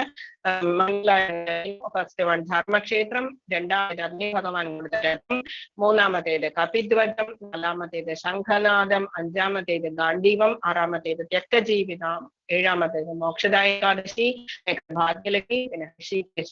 ഓക്കെ, 9 കാര്യങ്ങൾ. ഇനി ഭഗവത്ഗീത നൽകുന്ന വിദ്യ എന്ന് പറയുന്നത് നാം നമ്മളുടെ ശരീരം കൊണ്ടല്ല പ്രവർത്തിക്കുന്നത്. വാസ്തവത്തിൽ നമ്മുടെ മനസ്സുകൊണ്ടും ബുദ്ധി കൊണ്ടുമാണ് നമ്മൾ പ്രവർത്തിക്കുന്നത്. മനസ്സ് പറയുന്നതും ബുദ്ധി പറയുന്നതുമാണ് നമ്മുടെ കൈകൾ കൊണ്ടും കാലുകൾ കൊണ്ടും നമ്മൾ ചെയ്യുന്നത്. അതുകൊണ്ടാണ് മനസ്സും ബുദ്ധിയും ഭഗവത് സ്മരണയിൽ വ്യാപൃതമാകുമ്പോൾ സ്വാഭാവികമായും നമ്മുടെ ഇന്ദ്രിയങ്ങളും അതായിരിക്കും ചെയ്യുക. അതുകൊണ്ടാണ് നമ്മളെപ്പോഴും ഭഗവത്ഗീത എന്ന് പറയുന്നത് മനസ്സും ബുദ്ധിയും എങ്ങനെ ഭഗവാനിൽ അർപ്പിക്കാം, എന്നിട്ട് നമ്മൾക്ക് വളരെ പ്യുവറായിട്ട് നമ്മൾക്ക് ജീവിക്കാം. നമ്മളുടെ കർമ്മങ്ങളൊക്കെ പ്യുവറായിട്ട് ചെയ്ത് നമ്മൾക്ക് ഭഗവാന്റെ സാമ്രാജ്യത്തിലേക്ക് പോകാൻ നമ്മൾക്ക് സാധിക്കും. ഭഗവത്ഗീത വിദ്യ എന്ന് പറയുന്നത്. ഫസ്റ്റ് ഡേയിൽ ഇതൊക്കെയാണ് എല്ലാം ഇമ്പോർട്ടന്റ് ആയിട്ടുള്ള പോയിന്റ്സ് ആണ്. ജസ്റ്റ് മനസ്സിലായിട്ടുണ്ടാവുമെന്ന് വിചാരിക്കുന്നു. ഗീത മഹാത്മ്യം എന്ന് പറയുന്നത്, ഗീത മഹാത്മ്യം പറഞ്ഞിട്ടുണ്ട് പത്മപുരാണത്തിലാണ്. ഭഗവത്ഗീതയുടെ 1-ാം അധ്യായത്തിന്റെ മഹാത്മ്യമാണ് നമ്മളിവിടെ പറയാൻ പോകുന്നത്. അപ്പം മഹാവിഷ്ണു ഇങ്ങനെ അനന്തശായിയായിട്ട് കിടന്ന് വളരെ അശാന്തമായിട്ട് കിടക്കുന്ന സമയത്ത് മഹാലക്ഷ്മി ചോദിച്ചു, എന്താണ് ഭൂമിയിൽ എല്ലാവരും കഷ്ടപ്പെടുന്നുണ്ടല്ലോ, എന്താണ് ഭഗവാനെ നീ ഉറങ്ങാൻ കിടക്കുന്നത്, എന്തുകൊണ്ടാണ് ഇത്ര ശാന്തമായിട്ട് കിടന്നതുകൊണ്ടാണ് ചോദിച്ചു. ഭഗവാൻ മഹാവിഷ്ണു പറഞ്ഞു, ഞാൻ എന്റെ ശരീരം തന്നെ പകർത്ത് ഭഗവത്ഗീതയാക്കിയിട്ട് ഞാൻ കൊടുത്തിട്ടുണ്ട്. ഭൂമിയിലുള്ള എല്ലാവർക്കും വൈകുണ്ഠത്തിലേക്ക് തിരിച്ചു വരാനുള്ള പാതയാണ് അത് ഭഗവത്ഗീത എന്ന് പറയുന്നത്. വായിക്കുന്നത് എന്റെ അംഗം തന്നെയാണ്, എന്റെ ബോഡി തന്നെയാണ് ഞാൻ മാനിഫെസ്റ്റ് ചെയ്ത് ഭഗവത്ഗീതയായിട്ട് കൊടുത്തിരിക്കുന്നത് എന്ന് പറഞ്ഞു. എങ്ങനെയാണെന്ന് മഹാലക്ഷ്മി ചോദിച്ച സമയത്ത് ഭഗവാൻ പറഞ്ഞു, എന്റെ ആദ്യ 5 ലെസൺസ് എന്റെ ശിരസ്സാണ്, മറ്റു 10 ലെസൺസ് ലെസന്റെ കൈകളാണ്, 16-ാം ലെസന്റെ വയറാണ്, ബാക്കി 18-ാം ലെസന്റെ കാലുകളാണ് എന്ന് പറഞ്ഞു. ഓരോ ലെസൺസ് വായിക്കുന്നതോടുകൂടി ചെയ്യുന്ന പാപങ്ങളൊക്കെ തീർത്ത് കഷ്ടപ്പാടുകളൊക്കെ തീർന്ന് ഇവരൊക്കെ വൈകുണ്ഠത്തിലേക്ക് എത്താനുള്ള ഈസി ആയിട്ടുള്ളത് ഞാൻ കൊടുത്തിട്ടുണ്ടല്ലോ എന്ന് പറഞ്ഞു.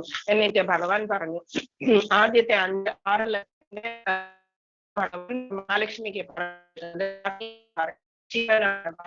പറഞ്ഞു കൊടുക്കുന്നതാണ്. അപ്പം ആദ്യത്തെ 5 ലെസൺസിന്റെ ഈ ഇത് മഹാത്മ്യം എന്ന് പറയുന്നത് ഭഗവാൻ പറയുന്നു, ഇതെല്ലാം ഈ ഭഗവത്ഗീത എന്ന് പറയുന്ന വായിക്കുന്നവർക്ക് ഒരിക്കലും നരകജീവിതമില്ല. എപ്പോഴും യജ്ഞവും ദാനവും തപസ്സും എല്ലാം ചെയ്ത ഭഗവത്ഗീത വായിക്കുന്നതുകൊണ്ട് തന്നെ നമുക്ക് പറയുന്നു. സുശർമൻ എന്ന് പറഞ്ഞ ബ്രാഹ്മണന്റെ സ്റ്റോറി അറിയില്ലേ എന്ന് ചോദിക്കുന്നു. സുശർമൻ എങ്ങനെയാ ഇവിടെ എത്തിയത് വൈകുണ്ഠത്തില് എന്ന് ചോദിക്കുന്നു. സുശർമൻ ആരാണ് എന്ന് ചോദിച്ചു മഹാവിഷ്ണുവിനോട് മഹാലക്ഷ്മി. അപ്പൊ സുശർമൻ പറഞ്ഞ ആളിനെ കുറിച്ച് ഭഗവാൻ പറയുന്നു, വളരെ ദുഷ്ടനായിട്ടുള്ള ബ്രാഹ്മണനായിരുന്നു, ഒരു വേദവും പഠിച്ചിട്ടില്ല, കള്ളുകുടിയനായിരുന്നു, എല്ലാ ഉണ്ടായിരുന്നു, അവരുടെ അച്ഛനും അമ്മയും അതുപോലെ തന്നെ മോശമായിട്ടുള്ള ആൾക്കാരായിരുന്നു, ബ്രാഹ്മണ കുടുംബമായിരുന്നു. പക്ഷെ ഒരു നല്ല കാര്യവും അവര് ചെയ്തിട്ടില്ല എന്ന് പറഞ്ഞു. സുശർമൻ എന്ന് പറഞ്ഞ ദുഷ്ടനായ മനുഷ്യൻ എന്താ ചെയ്തുകൊണ്ടിരുന്നത്, കുറച്ച് ഇലയൊക്കെ കറികൾ ഉണ്ടാക്കാനുള്ള ഇലയൊക്കെ സമ്പാദിച്ച് ആർക്കെങ്കിലും എവിടെയെങ്കിലും ഏതെങ്കിലും പറമ്പിൽ പോയി അറുത്തിട്ട് കൊണ്ടുപോയി വിൽക്കുമായിരുന്നു. അതാണ് സുശർമൻ ആകെ ചെയ്തിട്ടുള്ള ജോലി. ബാക്കിയുള്ള സമയം മുഴുവനും കള്ളുകുടിയൊക്കെ ആയിരുന്നു. ഒരു ദിവസം ഒരു സന്യാസിയുടെ ആശ്രമത്തിലിരുന്ന് ഇലകളൊക്കെ കഴിക്കാറുള്ള എഡിബിളായിട്ടുള്ള ഇലകളൊക്കെ ഇങ്ങനെ കഷ്ടിച്ചുകൊണ്ടിരിക്കുന്ന സമയത്ത് ഒരു സർപ്പദംശനം വേണ്ടിയിട്ട് സുശർമൻ അവിടെ മരിച്ചുപോയ സമയത്ത് എന്താ സംഭവിച്ചത്, ഒരു നല്ല കാര്യവും ചെയ്യാത്തത് കൊണ്ട് ഷുവറായിട്ടും യമധർമ്മൻ നരകത്തിലേക്ക് പറഞ്ഞു വിട്ടു. ധാരാളം നരകത്തിലേക്ക് ശേഷം ഒക്കെ അനുഭവിച്ചതിന് ശേഷം പിന്നെ എന്തുണ്ടായി, ഒരു കാളയായിട്ട് ജനിച്ചപ്പോ ഒരു ഡോബി കാളയെ വാങ്ങിച്ചു. എന്നിട്ട് ഡോബി കാളയുടെ പുറത്ത് ധാരാളം വലിച്ചു കയറ്റി കൊണ്ടുപോകാൻ തുടങ്ങി. കഴിഞ്ഞപ്പോഴേക്കും ഒരു ദിവസം ഒരു ഫുഡും കൊടുക്കില്ല, ഒന്നും നല്ല ഉപദ്രവിക്കുന്ന ഒരു മാർക്കറ്റ് നേരെ നടുവിലെത്തിയ സമയത്ത് കാളയുടെ കാല് തെറ്റിയിട്ട് കാള താഴെ വീണു. അതിന് പിന്നെ എഴുന്നേക്കാനുള്ള ശക്തി ഇല്ലാണ്ടായി പോയി. അപ്പം കണ്ടുകൊണ്ടിരുന്ന നല്ല നല്ല മനുഷ്യരൊക്കെ പറഞ്ഞു, അയ്യോ കഷ്ടം, എന്തൊരു പാപമാണ് ഇയാള് ചെയ്യുന്നത്, എന്താ കഷ്ടം, ആ കാളയെ മുക്കിയായിരുന്നു, ഫലം ഞാൻ ആ കാളയ്ക്ക് കൊടുത്തേക്കും, കാളയ്ക്ക് മുക്തി കിട്ടട്ടെ എന്ന് അവിടെ നിന്ന് നല്ല നല്ല ആൾക്കാരൊക്കെ പറഞ്ഞു. ആ സമയത്ത് ഒരു പ്രോസ്റ്റിറ്റ്യൂട്ട് ആയിട്ടുള്ള ഒരു സ്ത്രീ അവിടെ ഉണ്ടായിരുന്നു. അവരാലോചിച്ചു, ഞാൻ ഈ ലൈഫിൽ ഇതുവരെ നല്ല കാര്യങ്ങളൊന്നും ചെയ്തിട്ടില്ല, പക്ഷെ ഒരു കാര്യമുണ്ട്, അത് ഞാൻ ഈ പശുവിനെ കാളയ്ക്ക് കൊടുക്കുന്നു. അതേ സമയം എന്ത് സംഭവിച്ചു, കാളയ്ക്ക് മുക്തി കിട്ടി. എന്നിട്ട് കാള യമധർമ്മന്റെ അടുത്ത് പോയി. അവിടെ നിന്നത് കൊണ്ട് ഫലം കൊണ്ട് അത് ഒരു ബ്രാഹ്മണ കുടുംബത്തിൽ ജനിച്ചു. ആ ബ്രാഹ്മണ കുടുംബത്തിൽ ജനിച്ചപ്പോഴേക്കും ബ്രാഹ്മണന് അന്വേഷിച്ചു പോകും, ആരാണ് പ്രോസ്റ്റിറ്റ്യൂട്ട് എന്ന് അന്വേഷിച്ചു പോയി. അവരുടെ അടുത്ത് പോയ സമയത്ത് ഇങ്ങനെ കഴിഞ്ഞ ഒരു കാളയായിരുന്നു, നീ എനിക്ക് പുണ്യോ തന്നിട്ടുണ്ട് എന്നാണ് പറഞ്ഞു. എല്ലാ ദിവസവും കുറച്ച് ശ്ലോകങ്ങൾ ചൊല്ലും, ആ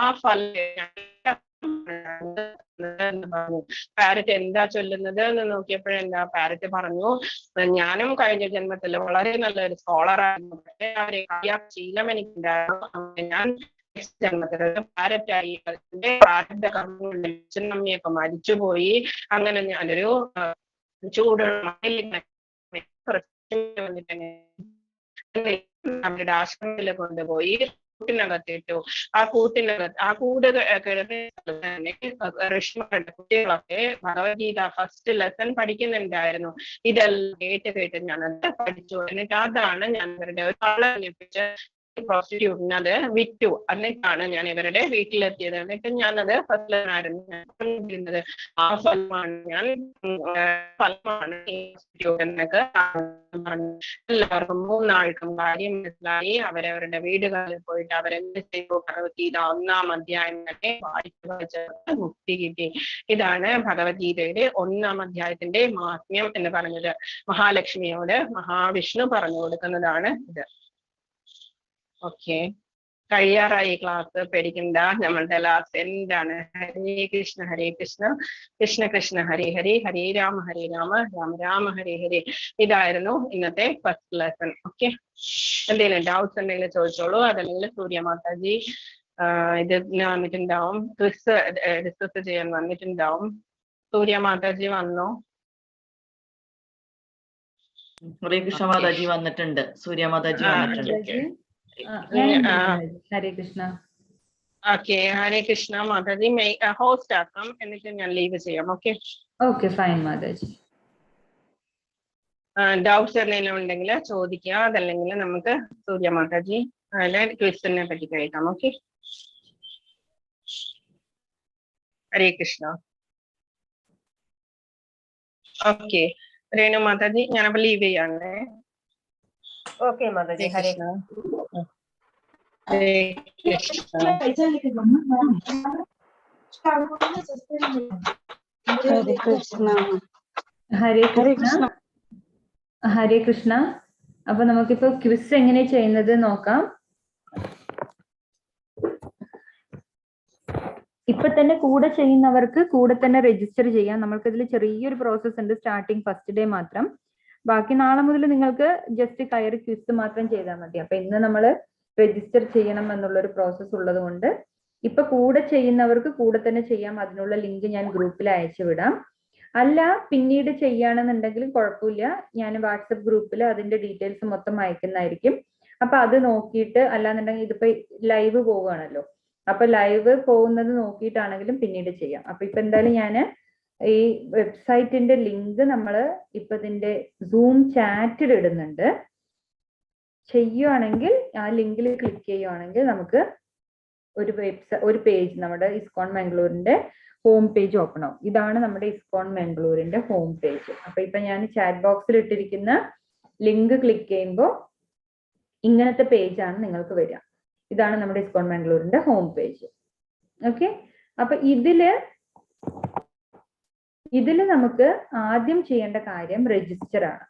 ഇപ്പൊ മൊബൈൽ ആണെങ്കിൽ ഇവിടെ ഈ അറ്റത്ത് കേഴ്സർ കാണുന്ന ഈ അറ്റത്ത് നമുക്ക് 3 വരകൾ ഉണ്ടാവും, 3 ലൈൻസ് ഉണ്ടാവും. അപ്പൊ ആ ലൈനിൽ ക്ലിക്ക് ചെയ്യുന്ന സമയത്ത് നമുക്ക് ഈ കാണുന്ന പോലെ home, all courses, forum, register, അങ്ങനെ എല്ലാം വരും. അപ്പൊ ആദ്യം നമ്മൾ രജിസ്റ്റർ ചെയ്യണം. ഓക്കെ, അപ്പൊ ആദ്യം നമ്മൾ ആ ലിങ്കിൽ കയറിയിട്ട് രജിസ്റ്റർ എന്നുള്ള ഓപ്ഷൻ ക്ലിക്ക് ചെയ്യണം.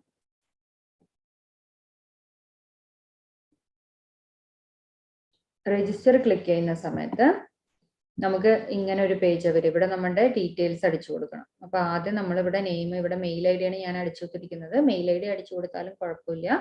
അല്ല നിങ്ങൾക്കൊരു ഇപ്പൊ നമുക്ക് ഒരു യൂസർ നെയിം എന്നൊക്കെ പറഞ്ഞിട്ട് നമ്മൾ ഉപയോഗിക്കില്ലേ, നമ്മുടെ പേരിന്റെ കൂടെ നമ്മുടെ ഡേറ്റ് ഓഫ് ബർത്തോ അല്ലെങ്കിൽ എന്തെങ്കിലും നമുക്കൊരു പേര് പ്ലസ് ഏതെങ്കിലും ഒരു നമ്പർ എന്നുള്ള രീതിയിൽ അല്ലെങ്കിൽ പേര് തന്നെ ചെറുതായ ഒരു രീതിയിൽ നിങ്ങൾക്ക് അടിച്ചു കൊടുക്കാം. അതാണ് നമ്മുടെ യൂസർ നെയിം. അപ്പൊ ഫസ്റ്റത്തെ കോളത്തില് നമ്മൾ യൂസർ നെയിം അടിച്ചു കൊടുക്കണം. ഓക്കെ, പിന്നെ അടുത്തത് ഈ ഫസ്റ്റ് നെയിം ലാസ്റ്റ് നെയിം എന്ന് വരുന്ന സ്ഥലത്ത് നമ്മുടെ ഫസ്റ്റ് നെയിം ലാസ്റ്റ് നെയിം, അതായത് സർട്ടിഫിക്കറ്റിൽ നമുക്ക് എങ്ങനെയാണോ പേര് വരേണ്ടത്, ഞാൻ ഓഡിബിൾ തന്നെയാണല്ലോ അല്ലെ, ഫസ്റ്റ് നെയിം ലാസ്റ്റ് നെയിം എന്നുള്ളത് എങ്ങനെയാണോ വരേണ്ടത് ആ ഒരു രീതിക്ക് നമ്മുടെ ഫുൾ നെയിം ഇവിടെ അടിച്ചു കൊടുക്കാം. അതിനുശേഷം നമ്മുടെ കോണ്ടാക്ട് ഇൻഫോ എന്ന് പറയുന്ന സ്ഥലത്ത് നമ്മുടെ മെയിൽ ഐ ഡി ആണ് അടിച്ചു കൊടുക്കേണ്ടത്. കാരണം നമ്മൾ ഈ ഓരോ ക്വിസ് അറ്റൻഡ് ചെയ്യുന്നതിന്റെയും ചിലപ്പോൾ ഫീഡ്ബാക്കും പിന്നെ അങ്ങനെ ഇപ്പൊ നമ്മൾ എന്താ പറയാ ഇനി മുതലുള്ള സെക്കൻഡ് ലെവൽ മുതലുള്ള ക്ലാസ്സുകളുടെ ഡീറ്റെയിൽസും മൊത്തമൊക്കെ നമുക്ക് ഈ മെയിലിലെ വരിക. അത് മാത്രമല്ല, എന്തെങ്കിലും കാരണവശാൽ നിങ്ങൾക്ക് പാസ്വേഡ് ലോസ് ആവുകയാണ്, അല്ലെങ്കിൽ നിങ്ങൾക്ക് സൈൻ ഇൻ ചെയ്യാൻ പറ്റുന്നില്ല, ലോഗിൻ ചെയ്യാൻ പറ്റുന്നില്ല എന്നുണ്ടെങ്കിൽ നമ്മളിവിടെ വെബ്സൈറ്റിൽ കയറി നോക്കണമെങ്കിലും ഈ മെയിൽ ഐ ഡി ആണ് ആവശ്യം വരിക. അതുകൊണ്ട് മെയിൽ ഐ ഡി കൊടുക്കുക. ഇപ്പൊ നിങ്ങൾ സാധാരണ സ്ഥിരമായി ഉപയോഗിച്ചുകൊണ്ടിരിക്കുന്ന മെയിൽ ഐ ഡി തന്നെ നിങ്ങൾക്ക് ഇവിടെ കൊടുക്കാം. പേഴ്സണൽ മെയിൽ ഐ ഡി തന്നെ കൊടുക്കാം. ഇതിനു വേണ്ടി സെപ്പറേറ്റ് ആയിട്ട് നമ്മളൊരു മെയിൽ ഐ ഡി എടുക്കണം എന്ന് നിർബന്ധമില്ല. അപ്പൊ മെയിൽ ഐ ഡി കൊടുക്കുക, ഏതെങ്കിലും ഒരു പാസ്വേഡ് ഓർത്ത് വെക്കാൻ പാകത്തിനുള്ള ഒരു പാസ്വേഡ്, സ്പെഷ്യൽ ക്യാരക്ടർ, അതായത് ക്യാപിറ്റൽ ലെറ്ററും സ്മോൾ ലെറ്ററും നമ്പറും സിമ്പിൾസും എല്ലാം ചേർന്ന ഒരു മെയിൽ ഐ ഡി പാസ്വേഡ് കൊടുക്കുക. അപ്പൊ ഈ കാര്യം മനസ്സിലായിട്ടുണ്ടാവും തോന്നുന്നു. ആദ്യം രജിസ്റ്ററിൽ ക്ലിക്ക് ചെയ്തിട്ട് ഈ രജിസ്ട്രേഷൻ ഫോം വരുമ്പോൾ നമ്മൾ ആ ഡീറ്റെയിൽസ് കൊടുക്കലാണ്. പാസ്വേഡ് അടിച്ചു കൊടുത്തതിന് ശേഷം ഇവിടെ താഴെ നമുക്കൊരു 3 ഡയലോഗ് ബോക്സ് ക്ലിക്ക് ചെയ്യാനുണ്ട്. I am not a robot, I allow the website, send this credential. അപ്പൊ ഇത് 3 ഡയലോഗ് ബോക്സും നമ്മൾ ക്ലിക്ക് ചെയ്ത് കൊടുക്കുക. ഇത് 3 ക്ലിക്ക് ചെയ്തിട്ട് രജിസ്റ്റർ എന്നുള്ളത് ക്ലിക്ക് ചെയ്യുന്ന സമയത്ത് നമ്മളിവിടെ രജിസ്റ്റർ ആയി എന്നാണ് നമ്മുടെ, അതായത് ഇസ്കോൺ മംഗളൂരു വെബ്സൈറ്റില് നമ്മുടെ മെയിൽ ഐ ഡി, ക്വിസ് ചെയ്യാനുള്ള മെയിൽ ഐ ഡി, നമ്മൾ ആദ്യം രജിസ്റ്റർ ചെയ്തത് കയറിയത് നമ്മുടെ കോഴ്സ് അറ്റൻഡ് ചെയ്യാനുള്ള മെയിൽ ഐ ഡി കൊടുത്ത, മീൻസ് അതിന്റെ രജിസ്ട്രേഷൻ ആണ് നമ്മൾ അന്ന് കഴിഞ്ഞത്. ഇപ്പൊ നമ്മൾ ക്വിസ് ചെയ്യാനുള്ള രജിസ്ട്രേഷൻ ആണ് ചെയ്യുന്നത്. ഓക്കെ, അപ്പൊ ഇതുവരെയും രജിസ്റ്റർ ചെയ്യുന്ന കാര്യത്തിൽ സംശയമില്ല എന്ന് വിചാരിക്കുന്നു. സംശയം ഉണ്ടെങ്കിൽ പിന്നീട് ചോദിക്കാം. ഇനി അടുത്തത് നമ്മൾ ലോഗിനിലേക്കാണ് പോകേണ്ടത്. അടുത്തത് നമ്മൾ ലോഗിൻ ചെയ്യണം. അപ്പൊ ആ രജിസ്ട്രേഷൻ പ്രോസസ്സ് കഴിഞ്ഞതിന് ശേഷം നമ്മൾ ലോഗിൻ എന്നുള്ളത് ക്ലിക്ക് ചെയ്യാം. ലോഗിൻ ക്ലിക്ക് ചെയ്യുന്ന സമയത്ത് നമുക്ക് ഇവിടെ നമ്മുടെ മെയിൽ ഐ ഡിയോ ഇല്ലെങ്കിൽ യൂസർ നെയിം നമ്മൾ അടിച്ചു കൊടുത്തിരുന്നല്ലോ, ആ യൂസർ നെയിമോ അല്ലാന്നുണ്ടെങ്കിൽ നമ്മുടെ പാസ്വേഡോ ചോദിച്ചിട്ട് ഒരു പേജ് ഓപ്പൺ ആകും. അപ്പൊ അതിൽ നമ്മൾ യൂസർ നെയിം അല്ലെങ്കിൽ മെയിൽ ഐ ഡി, പാസ്വേഡ് എന്താണെന്ന് ഓർത്ത് വെക്കണം. നമ്മൾ അവിടെ കൊടുത്ത പാസ്വേഡ് എന്താണെന്ന് ഓർത്ത് വെക്കണം. അതിലിപ്പോ നമ്മൾ മെയിൽ ഐ ഡിയോ കൊടുക്കുന്നത് കൊണ്ട് നമ്മുടെ മെയിൽ ഐ ഡിയുടെ പാസ്വേഡ് തന്നെ വേണമെന്ന് നിർബന്ധമൊന്നുമില്ല. നമുക്ക് സൗകര്യമുള്ള, ഇപ്പൊ ഗീത ക്ലാസ്സിന് നമുക്ക് ഓർത്ത് വെക്കാൻ പാകത്തിന് ഉള്ള ഏതെങ്കിലും ഒരു മെയിൽ പാസ്വേഡ് നിങ്ങൾ കൊടുത്താൽ മതി. ശേഷം നമ്മൾ ഈ റിമെമ്പർ മീ എന്നുള്ളത് കൂടെ ക്ലിക്ക് ചെയ്തിട്ട് ലോഗിൻ കൊടുക്കുക. അപ്പൊ ആദ്യം രജിസ്റ്റർ ചെയ്തു, പിന്നെ ലോഗിൻ ചെയ്യുന്നു. ലോഗിൻ ചെയ്യുന്ന സമയത്ത് നമുക്ക് ഇങ്ങനെ, ഇത് നമ്മുടെ പേജാണിത്. ഇസ്കോൺ മംഗളൂരു വെബ്സൈറ്റില് നമ്മുടെ പേരിലുള്ള അക്കൗണ്ടിന്റെ പേജാണ് നമ്മൾ ഈ കാണുന്നത്. അപ്പൊ ഇതില് നമ്മൾ എന്താ ചെയ്യേണ്ടതെന്ന് വെച്ചാൽ നമ്മുടെ അക്കൗണ്ടിൽ കുറച്ച് കാര്യങ്ങൾ ചെക്ക് ചെയ്യണം. മാറ്റണം എന്നുള്ളതല്ല, പക്ഷെ ചെക്ക് ചെയ്യണം. ചെക്ക് ചെയ്തിട്ടില്ല എന്നുണ്ടെങ്കിൽ ഒരു പക്ഷേ നമുക്ക് സർട്ടിഫിക്കറ്റ് വരുന്ന സമയത്ത് നമ്മുടെ നെയിം അതിൽ കറക്റ്റ് ആയിട്ട് വരില്ല. അത് ഒരു ചെറിയൊരു മിസ്റ്റേക്ക് അതിൽ വരുന്നുണ്ട്. കാരണം അതിൽ നമുക്ക് നമ്മുടെ എന്താ പറയാ, നമ്പർ അങ്ങനത്തെ ഒക്കെ രീതിയിൽ വരുന്നുണ്ട്. നമ്പർ, മെയിൽ ഐ ഡി അങ്ങനെയൊക്കെ ഒരു രീതിയിൽ വരുന്നുണ്ട്. അപ്പൊ അങ്ങനെ ചെയ്യാതിരിക്കാൻ, അങ്ങനെ വരാതിരിക്കാൻ വേണ്ടിയിട്ട് അക്കൗണ്ടിൽ നമ്മൾ പ്രൊഫൈൽ എഡിറ്റ് ചെയ്യണം. അപ്പൊ ഇതിൽ നമ്മൾ അക്കൗണ്ടിൽ പോയിട്ട് എഡിറ്റ് പ്രൊഫൈൽ കൊടുക്കുക. ഓക്കെ, എഡിറ്റ് പ്രൊഫൈലില് പോയിട്ട് നമ്മൾ ഇവിടെ ഇങ്ങനെ നമുക്ക് ഡയറക്റ്റ് ആയിട്ട് മൈ അക്കൗണ്ടിൽ നിന്ന് എഡിറ്റ് പ്രൊഫൈലിലേക്കും പോവാം. അങ്ങനെ ചെയ്യുന്ന സമയത്ത് ഇവിടെ കിടക്കുന്ന നെയിം, അതായത് നമ്മുടെ ഇത് ഫസ്റ്റ് കാണുന്നത് ഐ ഡി ആണ്, യൂസർ നെയിം ആണ്. നെക്സ്റ്റ് നമ്മുടെ ഫുൾ നെയിം, പിന്നെ ഈ താഴെ കാണുന്ന ഫുൾ നെയിം ഒന്ന് ചെക്ക് ചെയ്യണം. ഇത് തന്നെയാണോ നമ്മൾ കൊടുത്തിട്ടുള്ളത് എന്ന് ചെക്ക് ചെയ്തിട്ട്, പിന്നെ ഈ പാസ്വേഡ് ഒന്നും നമ്മൾ മാറ്റണമെന്നില്ല. ജസ്റ്റ് ഇത് ടിക്ക് കൊടുത്ത് അപ്ഡേറ്റ് എന്ന് കൊടുത്താൽ മതി.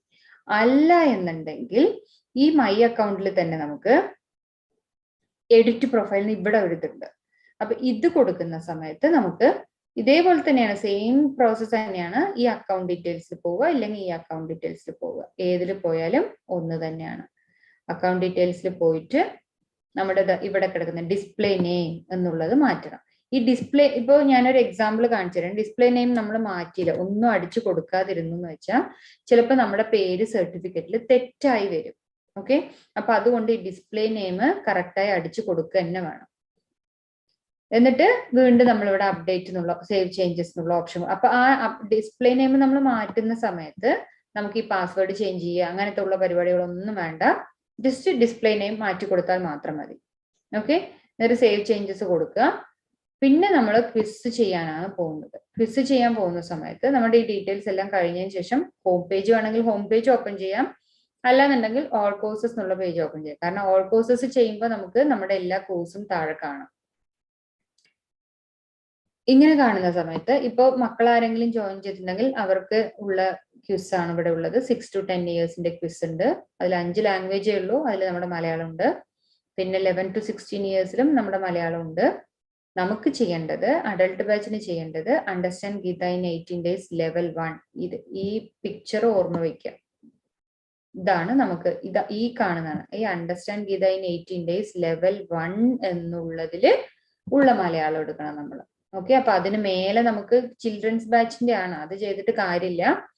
അപ്പൊ അതൊക്കെ കഴിഞ്ഞ് താഴെ വരുമ്പോ ഇത് understand Gita in 18 days Malayalam എന്നുള്ളത് ക്ലിക്ക് ചെയ്യാം. ഇത് ക്ലിക്ക് ചെയ്യുന്ന സമയത്ത് ഇത് നമ്മുടെ ക്വിസ് പേജ് ആണ്. ഇവിടെ നമുക്ക് ഇങ്ങനെ 18 അധ്യായങ്ങളുടെയും ക്വിസ് ഇവിടെ കിടക്കുന്നുണ്ടാവും. ഓക്കെ, ആ 18 അധ്യായങ്ങളുടെയും ക്വിസ് ഇവിടെ ഉള്ളത് നമുക്ക് ഓരോ ദിവസവും ക്ലാസ് കഴിയുന്നതിനനുസരിച്ച് ഓരോ ക്വിസ് നമുക്ക് ചെയ്യണം. ഒന്ന് കഴിഞ്ഞിട്ട് മാത്രമേ ഒന്ന് ചെയ്യാൻ പറ്റുള്ളൂ. അപ്പൊ അതിന് മുൻപ് ഒരു കാര്യം എന്ന് പറഞ്ഞെന്ന് വെച്ചാൽ, ഇന്ന് നിങ്ങൾ ക്വിസ് ചെയ്യുന്ന സമയത്ത് രജിസ്റ്റർ കഴിഞ്ഞ് ലോഗിൻ ചെയ്ത് നമ്മൾ ഈ ഡേ 0 എന്നുള്ളത് കൂടെ ചെയ്യണം. ഈ ഡേ 0 ചെയ്തിട്ട് വേണം നമ്മൾ ചാപ്റ്റർ 1 പോകും. അപ്പൊ ഇന്ന് ചെയ്യുമ്പോൾ നമുക്ക് 2 കാര്യങ്ങൾ ചെയ്യണം. ഓക്കെ, അപ്പൊ ഡേ 0 നമുക്ക് വളരെ ജനറൽ ആയിട്ടുള്ള ചില കാര്യങ്ങളാണ് പറഞ്ഞു തരുന്നത്.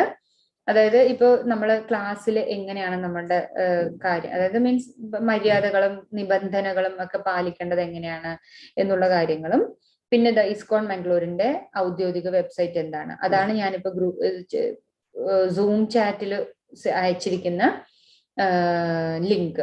അപ്പൊ അത് ഏതാണ്, ISKCONmangaluru.com. ഇതെല്ലാം ഞാൻ വീണ്ടും ഇപ്പൊ വാട്സപ്പിൽ അയക്കുന്നതായിരിക്കും. അതുകൊണ്ടാണ് ഞാൻ പ്രത്യേകിച്ച് എടുത്ത് പറയാത്തത്. ഇത് ISKCONmangaluru.com എന്നുള്ളതാണ് നമ്മുടെ വെബ്സൈറ്റിന്റെ ID. പിന്നെ അടുത്തത് എന്താന്ന് വെച്ചാൽ, ഈ ഫേസ്ബുക്ക് പേജ് ഉണ്ട്, നമുക്ക് യൂട്യൂബ് ലിങ്ക് ഉണ്ട്. അതെല്ലാം നമ്മൾ ഫോളോ ചെയ്യണം. ഇപ്പൊ ഫേസ്ബുക്ക് ലിങ്കും യൂട്യൂബ് ലിങ്കൊക്കെ ഫോളോ ചെയ്യുന്നത് കൊണ്ട് നമുക്ക് എന്താ കാര്യം എന്ന് വെച്ചാൽ, യൂട്യൂബ് ചാനലില് നമുക്ക് നമ്മുടെ ഈ രാധാഗോവിന്ദ ടെമ്പിളിൽ നടക്കുന്ന എല്ലാ പ്രോഗ്രാംസിന്റെയും ലൈവ് നമുക്ക് കാണാൻ പറ്റും. രാവിലെ 4 മണിക്ക് മംഗളാരതി ഉണ്ട്. നമ്മൾ ഗുരുവായൂര് നമുക്ക് ഭാഗച്ചാർത്തുള്ള പോലെ തന്നെ രാവിലെ 4:30 നമുക്ക് ആരതി ഉണ്ട്, മംഗളാരതി ഉണ്ട്. അത് നമുക്ക് ലൈവായി കാണാം. പിന്നെ അത് കഴിഞ്ഞ് കീർത്തനം ഉണ്ട്, പിന്നെ മന്ത്രം ചൊല്ലുന്നുണ്ട് അവിടെ, നമ്മുടെ ഹരേകൃഷ്ണ മന്ത്രം ചൊല്ലുന്നുണ്ട്. പിന്നെ എന്തെങ്കിലും സ്പെഷ്യൽ പ്രോഗ്രാം വരുന്ന സമയത്ത്, ഇപ്പൊ ഏകാദശി അല്ലെങ്കിൽ കൃഷ്ണ ജയന്തി അങ്ങനെ എന്തെങ്കിലും പ്രോഗ്രാം വരുന്ന സമയത്തൊക്കെ അവിടുത്തെ പ്രോഗ്രാം നമുക്ക് ലൈവായി കാണാം. ഇതിപ്പോ ഫേസ്ബുക്കിലും യൂട്യൂബിലൊക്കെ ഇടുന്നുണ്ട്. അതിന് പുറമെ നിങ്ങൾ ഇത് ക്ലാസ് ഇങ്ങനെ കണ്ടിന്യൂസ് ആയി അറ്റൻഡ് ചെയ്യുന്ന സമയത്ത് നമുക്ക് ഈ ഗ്രൂപ്പിലും ഇതിന്റെയൊക്കെ ലിങ്ക് വരും. അപ്പൊ അതിന്റെയൊക്കെ ലൈവ് കാണാൻ പറ്റും. അതിനാണ് നമ്മൾ യൂട്യൂബ് ചാനലൊക്കെ എന്താ പറയാ സബ്സ്ക്രൈബ് ചെയ്യണം. ഓക്കെ, യൂട്യൂബ് ചാനൽ സബ്സ്ക്രൈബ് ചെയ്യണം, ഫേസ്ബുക്ക് പേജ് ഫോളോ ചെയ്യണം. അതിന്റെയൊക്കെ ലിങ്ക് ഞാൻ ഗ്രൂപ്പിൽ അയക്കാം. അപ്പൊ ഇങ്ങനെയുള്ള കുറച്ച് ചോദ്യങ്ങളാണ് ഇതിലുണ്ടാവുക. അപ്പൊ അത് ക്ലിക്ക് ചെയ്തതിന് ശേഷം ഒരു എക്സാമ്പിൾ കാണിച്ചു തരാം. ഇപ്പൊ ഇങ്ങനെ ഈ ലിങ്കുകൾ ക്ലിക്ക് ചെയ്തതിന് ശേഷം നമുക്ക് ചോദ്യങ്ങൾ വരുന്നത്, നിങ്ങൾക്ക് സംശയം ഉണ്ടെങ്കിൽ നിങ്ങൾ ആരെടുത്ത് ചോദിക്കണം, അങ്ങനെയുള്ള കാര്യങ്ങളാണ് വരിക. ഒന്ന് കാണിച്ചു തരാം. ഇപ്പൊ ഇവിടത്തെ ചോദ്യം എന്ന് വെച്ചാൽ, കോഴ്സ്, ക്ലാസ്, സമയമാറ്റങ്ങൾ, ക്വിസ് പ്രശ്നങ്ങൾ, കോഴ്സുമായി ബന്ധപ്പെട്ട മറ്റ് ആശങ്കകൾ എന്നിവയെ കുറിച്ചുള്ള സംശയങ്ങളുടെ കാര്യത്തിൽ ആരെ ബന്ധപ്പെടാനാവും. അപ്പൊ ഇതിൽ നമുക്ക് ആരിനെ വേണം ബന്ധപ്പെടാം. ഗ്രൂപ്പിൽ അഡ്മിൻ ഉണ്ട്, വാട്സപ്പ് മിനി മാതാജി ഉണ്ട്, രേണു മാതാജി ഉണ്ട്, ദിവ്യ മാതാജി ഉണ്ട്, ഞാനുണ്ട്. 4 പേരിൽ ആരിനെ വേണമെങ്കിലും നിങ്ങൾക്ക് കോൺടാക്ട് ചെയ്യാം. മീറ്റിംഗിലെ കോഹോസ്റ്റ്, ഇപ്പൊ മീറ്റിംഗിൽ മിനി മാതാജി, രേണു മാതാജി ഒക്കെ കോഹോസ്റ്റായി വരുന്നുണ്ട്, അവരിനെ കണക്ട് ചെയ്യാം. വെബ്സൈറ്റിൽ വോളണ്ടിയർ ചാറ്റ് പിന്തുണ, വെബ്സൈറ്റിൽ കയറി എന്ന് വെച്ചാൽ നമുക്ക് അവിടെ വോളണ്ടിയർ ചാറ്റ് ഉണ്ട്. പിന്നെ ISKCON മംഗളൂരു എന്ന് പറഞ്ഞിട്ട് @gmail.com എന്ന് പറഞ്ഞിട്ട് നമുക്കൊരു മെയിൽ ID ഉണ്ട്. അതിലേക്ക് നിങ്ങൾക്ക് 24 hours വോളണ്ടറി സർവീസ് ഉണ്ട്, അതിൽ ചെയ്യാം. അപ്പൊ അതുകൊണ്ട് ഇത് 3ഉം നമ്മൾക്ക് ഓക്കെയാണ്. അപ്പൊ മുകളിലുള്ളവയെല്ലാം. അപ്പൊ ഇങ്ങനത്തെ ചില ചോദ്യങ്ങളാണ് 0 ഡേ ക്വിസിൽ ഉണ്ടാവുക. അപ്പൊ അത് നോക്കിയിട്ട് ചെയ്യാം. ഇപ്പൊ സപ്പോസ് നിങ്ങൾക്ക് ചെയ്തിട്ട് ഫുള്ള് മാർക്ക് കിട്ടിയില്ല, നിങ്ങൾക്ക് സാറ്റിസ്ഫൈഡ് അല്ല, ഒരിക്കൽ കൂടെ ചെയ്യണം തോന്നുന്നുണ്ടെങ്കിൽ തീർച്ചയായും നിങ്ങൾക്ക് ഇത് റീസ്റ്റാർട്ട് ക്വിസ് കൊടുത്തിട്ട് ചെയ്യാം. അപ്പൊ ഇങ്ങനെയാണ് ഫസ്റ്റ് ഡേ 0 ക്വിസസ് വരുന്നത്. ഇനി ഡേ 1നെ കുറിച്ച് പറയുവാണെങ്കിൽ, ഇന്നെടുത്ത ക്ലാസിന്റെ മെറ്റീരിയൽസ് നമുക്ക് ഇവിടെ ഉണ്ട്. ഓക്കെ, അപ്പൊ നമ്മൾ ഡേ 1 അതായത് ചാപ്റ്റർ 1 എന്നുള്ളത് ക്ലിക്ക് ചെയ്യുമ്പോൾ നമുക്കിവിടെ ലെസൺ എന്നും മെറ്റീരിയൽസ് എന്നും വരുന്നുണ്ട്. അതിൽ നമ്മൾ മെറ്റീരിയൽസ് ക്ലിക്ക് ചെയ്യാം. മെറ്റീരിയൽസ് ക്ലിക്ക് ചെയ്യുമ്പോൾ ഇവിടെ കണ്ട ഒരു ബ്ലൂ ലിങ്ക് ആണ്, ചാപ്റ്റർ 1 മലയാളം എന്നുള്ളത് നമ്മുടെ ഒരു ബ്ലൂ ലിങ്ക് ആണ്. അപ്പൊ അതിൽ ക്ലിക്ക് ചെയ്യുമ്പോൾ നമുക്ക് അടുത്ത പേജിൽ ഇന്ന് മാതാജി ക്ലാസ് എടുത്തതിന്റെ PDF ഫയൽ ഉണ്ടാവും. അപ്പൊ നിങ്ങൾക്ക് ക്വിസ് ചെയ്യുന്ന സമയത്ത് എന്തെങ്കിലും സംശയം വരികയാണെന്നുണ്ടെങ്കിൽ ജസ്റ്റ് ഇതൊന്ന് സ്ക്രോൾ ചെയ്ത്, ഇപ്പൊ ഇതൊക്കെ തന്നെയാണ് ഇന്ന് മാതാജി എടുത്തത്. അപ്പോ ഈ കാര്യങ്ങൾ നമുക്ക് ജസ്റ്റ് ഒന്ന് റീഡ് ഔട്ട്, ഒന്ന് വായിച്ചു നോക്കിയിട്ട് നിങ്ങൾക്ക് സംശയം തീർത്തിട്ട് വീണ്ടും ക്വിസ് ചെയ്യാൻ പറ്റും. ഓക്കെ, ഇപ്പൊ ഇന്ന് ഇതൊക്കെ തന്നെയാണല്ലോ എടുത്തത്. അപ്പൊ ആ കാര്യങ്ങളൊക്കെ നമുക്കൊന്ന് പഠിക്കാം. ഇതാണ് ലേണിംഗ് മെറ്റീരിയൽ എന്ന് പറഞ്ഞിട്ടുള്ളതിൽ ഉള്ളത്. ഓക്കെ, അപ്പൊ ഇതിൽ എന്തെങ്കിലും സംശയം ഉണ്ടെങ്കിലും ചോദിക്കാം. ഇങ്ങനെയാണ് ലേണിംഗ് മെറ്റീരിയൽ എടുക്കുക. ഒരിക്കൽ കൂടെ പറയാം, ചാപ്റ്റർ ക്ലിക്ക് ചെയ്യുന്ന സമയത്ത് ഇവിടെ മെറ്റീരിയൽസ് എന്നുള്ളത് ക്ലിക്ക് ചെയ്യുമ്പോൾ ഈ ലിങ്ക് ക്ലിക്ക് ചെയ്താൽ നമുക്ക് അടുത്ത പേജിൽ ലേണിംഗ് മെറ്റീരിയൽ ഓപ്പൺ ആവും. ഓക്കെ, ഇത് മനസ്സിലായെന്ന് വിചാരിക്കുന്ന. ഇനി അടുത്തത് നമ്മൾ എങ്ങനെ ക്വിസ്, ഇപ്പൊ ഈ ഇതുപോലെ തന്നെ ഇപ്പൊ നമ്മൾ ഡേ 0 ചെയ്ത പോലെ തന്നെ ഈ ഇതിൽ ക്ലിക്ക്, അതായത് ലെസൺ കണ്ടന്റിന്റെ താഴെയുള്ള ഇതിൽ ക്ലിക്ക് ചെയ്യുന്ന സമയത്ത് നമുക്ക് ചോദ്യങ്ങൾ വരും. സ്റ്റാർട്ട് ക്വിസ് കൊടുത്താൽ ഇതാ ഇങ്ങനെ ക്വസ്റ്റ്യൻസ് വരും. നമ്മൾ ചോയ്സ് 4 ചോയ്സ് ഉണ്ട്, ഓപ്ഷൻ ആണ്, അതിലൊന്ന് ക്ലിക്ക് ചെയ്യുക, ചെക്ക് കൊടുക്കുക. അപ്പൊ അങ്ങനെ ഓരോന്നും ചെയ്യാൻ പറ്റും. ഓക്കെ, ഇനിയൊരു കാര്യം പറയാനുള്ളത് എന്താന്ന് വെച്ചാൽ ഇപ്പൊ നമ്മൾ ഇത് ചെയ്തില്ല, ഡേ 0 ചെയ്തില്ല, ഡേ 0 ചെയ്യാതെ ഡേ 1ലേക്ക് പോവാമെന്നാണെങ്കിൽ അത് നടക്കില്ല. ഡേ 1ലേക്ക് ഡയറക്റ്റ് ആയിട്ട് നമുക്ക് പോകാൻ പറ്റില്ല. ഒരു എക്സാമ്പിൾ ഇപ്പൊ ഞാൻ കാണിച്ചു തരാം. ഇപ്പൊ ഇവിടെ ഞാൻ ഡേ 0 ചെയ്തിട്ടില്ല, ഡേ 1 ചെയ്യാൻ പോവുകയാണ്. ഓക്കെ, അപ്പോ നമുക്ക്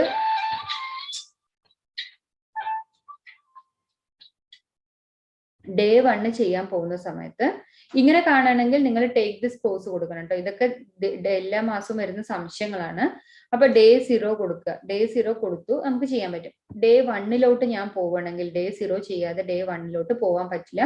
please go back and complete the previous quiz എന്ന് കാണിക്കും. അപ്പോ ഓരോന്നും അതിൻ്റെതായ ഓർഡറിൽ ചെയ്തു വന്നാൽ മാത്രമേ ചെയ്യാൻ പറ്റുള്ളൂ എന്നാണ് ഞാനിപ്പോ പറഞ്ഞു വന്നത്. ഓക്കെ, പിന്നെ ഒരു കാര്യം പറയാം, ഇത് നമ്മൾ ചെയ്യാത്ത ക്വിസിനൊക്കെ ചുറ്റും കണ്ടോ ഒരു ജസ്റ്റ് ഒരു ആഷ് കളർ റൗണ്ട് മാത്രമേ ഉള്ളൂ, സർക്കിൾ മാത്രമേ ഉള്ളൂ.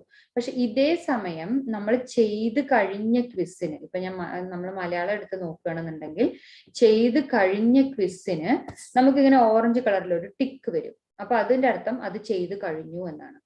പിന്നെ എല്ലാ 18 അധ്യായങ്ങളും ചെയ്ത് കഴിയുന്ന സമയത്ത് നമ്മുടെ ഇവിടെ ഉള്ളത് 100% കംപ്ലീറ്റ് എന്ന് കാണിക്കും. അതിന് മേലെ ഈ ഡൗൺലോഡ് സർട്ടിഫിക്കറ്റ് വന്നു എന്ന് വെച്ചാൽ അതിന്റെ അർത്ഥം നിങ്ങൾ 18 അധ്യായങ്ങളും ചെയ്തു കഴിഞ്ഞു എന്നുള്ളതാണ്. ഡൗൺലോഡ് സർട്ടിഫിക്കറ്റ് കൊടുത്താൽ അടുത്ത പേജിൽ നമ്മുടെ സർട്ടിഫിക്കറ്റ് ഡൗൺലോഡ് ആയി കിടക്കുന്നുണ്ടാവും. നമുക്ക് സർട്ടിഫിക്കറ്റ് ഡൗൺലോഡ് ചെയ്ത് വെക്കാം. ഓക്കെ, അപ്പൊ ഇവിടെ ഈ ഡൗൺലോഡ് ഓപ്ഷൻ നമ്മൾ ക്ലിക്ക് ചെയ്യാം. അപ്പോൾ നമുക്ക് ഡൗൺലോഡ് സർട്ടിഫിക്കറ്റ് ഇപ്പൊ തന്നെ തിരക്ക് കൂട്ടി എല്ലാം ചെയ്തു വെച്ച് നിങ്ങളുടെ ഡേറ്റ് തെറ്റായി വരും. ഇവിടെ കണ്ടോ, ഡേറ്റ് 14th നവംബർ എന്നാണ് കാണിച്ചിരിക്കുന്നത്. അപ്പൊ ക്ഷമയോടെ ഇരുന്നിട്ട് 18 ദിവസം ക്ലാസ് കഴിഞ്ഞാൽ മാത്രം ചെയ്യാം, അപ്പോഴേ നമുക്ക് ഡേറ്റ് കറക്റ്റ് ആയി വരുള്ളൂ ഇവിടെ.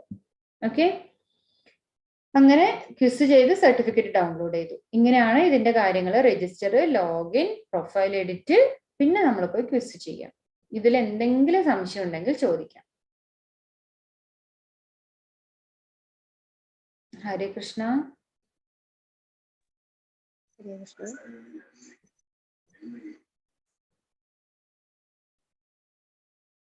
ആർക്കെങ്കിലും സംശയമുണ്ടോ?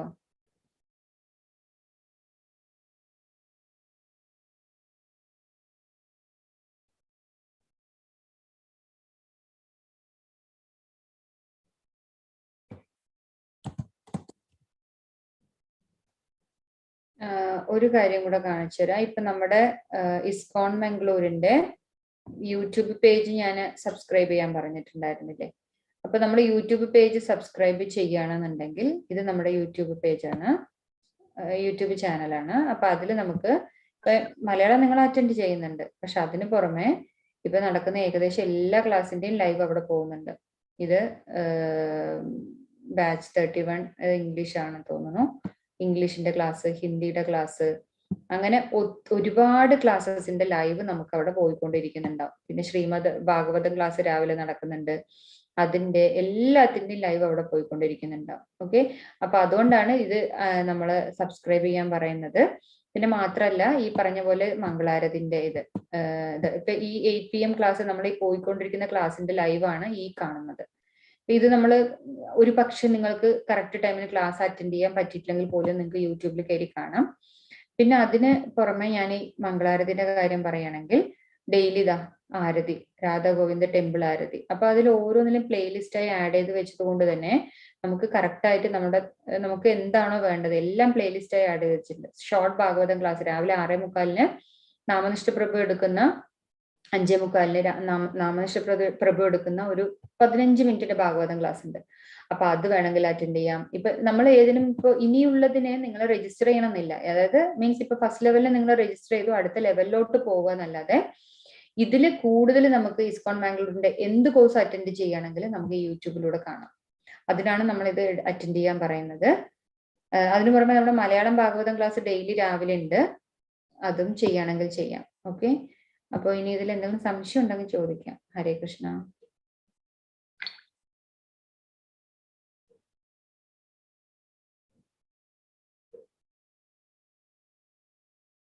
അപ്പോ ആർക്കും സംശയമില്ല എന്ന് വിചാരിക്കുന്നു.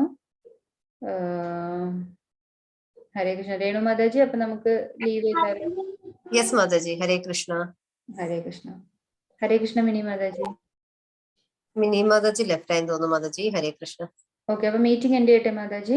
യെസ് മാതാജി. ആർക്കെങ്കിലും എന്തെങ്കിലും സംശയം ഉണ്ടെങ്കിൽ അവര് ഗ്രൂപ്പിൽ ഇട്ടോട്ടെ മാതാജി. ക്വസ്റ്റ്യൻസ് വല്ലതും ഉണ്ടെങ്കിൽ അപ്പൊ മാതാജിക്ക് ആൻസർ ചെയ്യാൻ എളുപ്പമായിരിക്കുമല്ലോ. ഓക്കെ. ഓക്കെ. ഹരേ പിന്നെ കൃഷ്ണ. എന്തെങ്കിലും സംശയം ഉണ്ടെങ്കിൽ വാട്സപ്പ് ചെയ്താൽ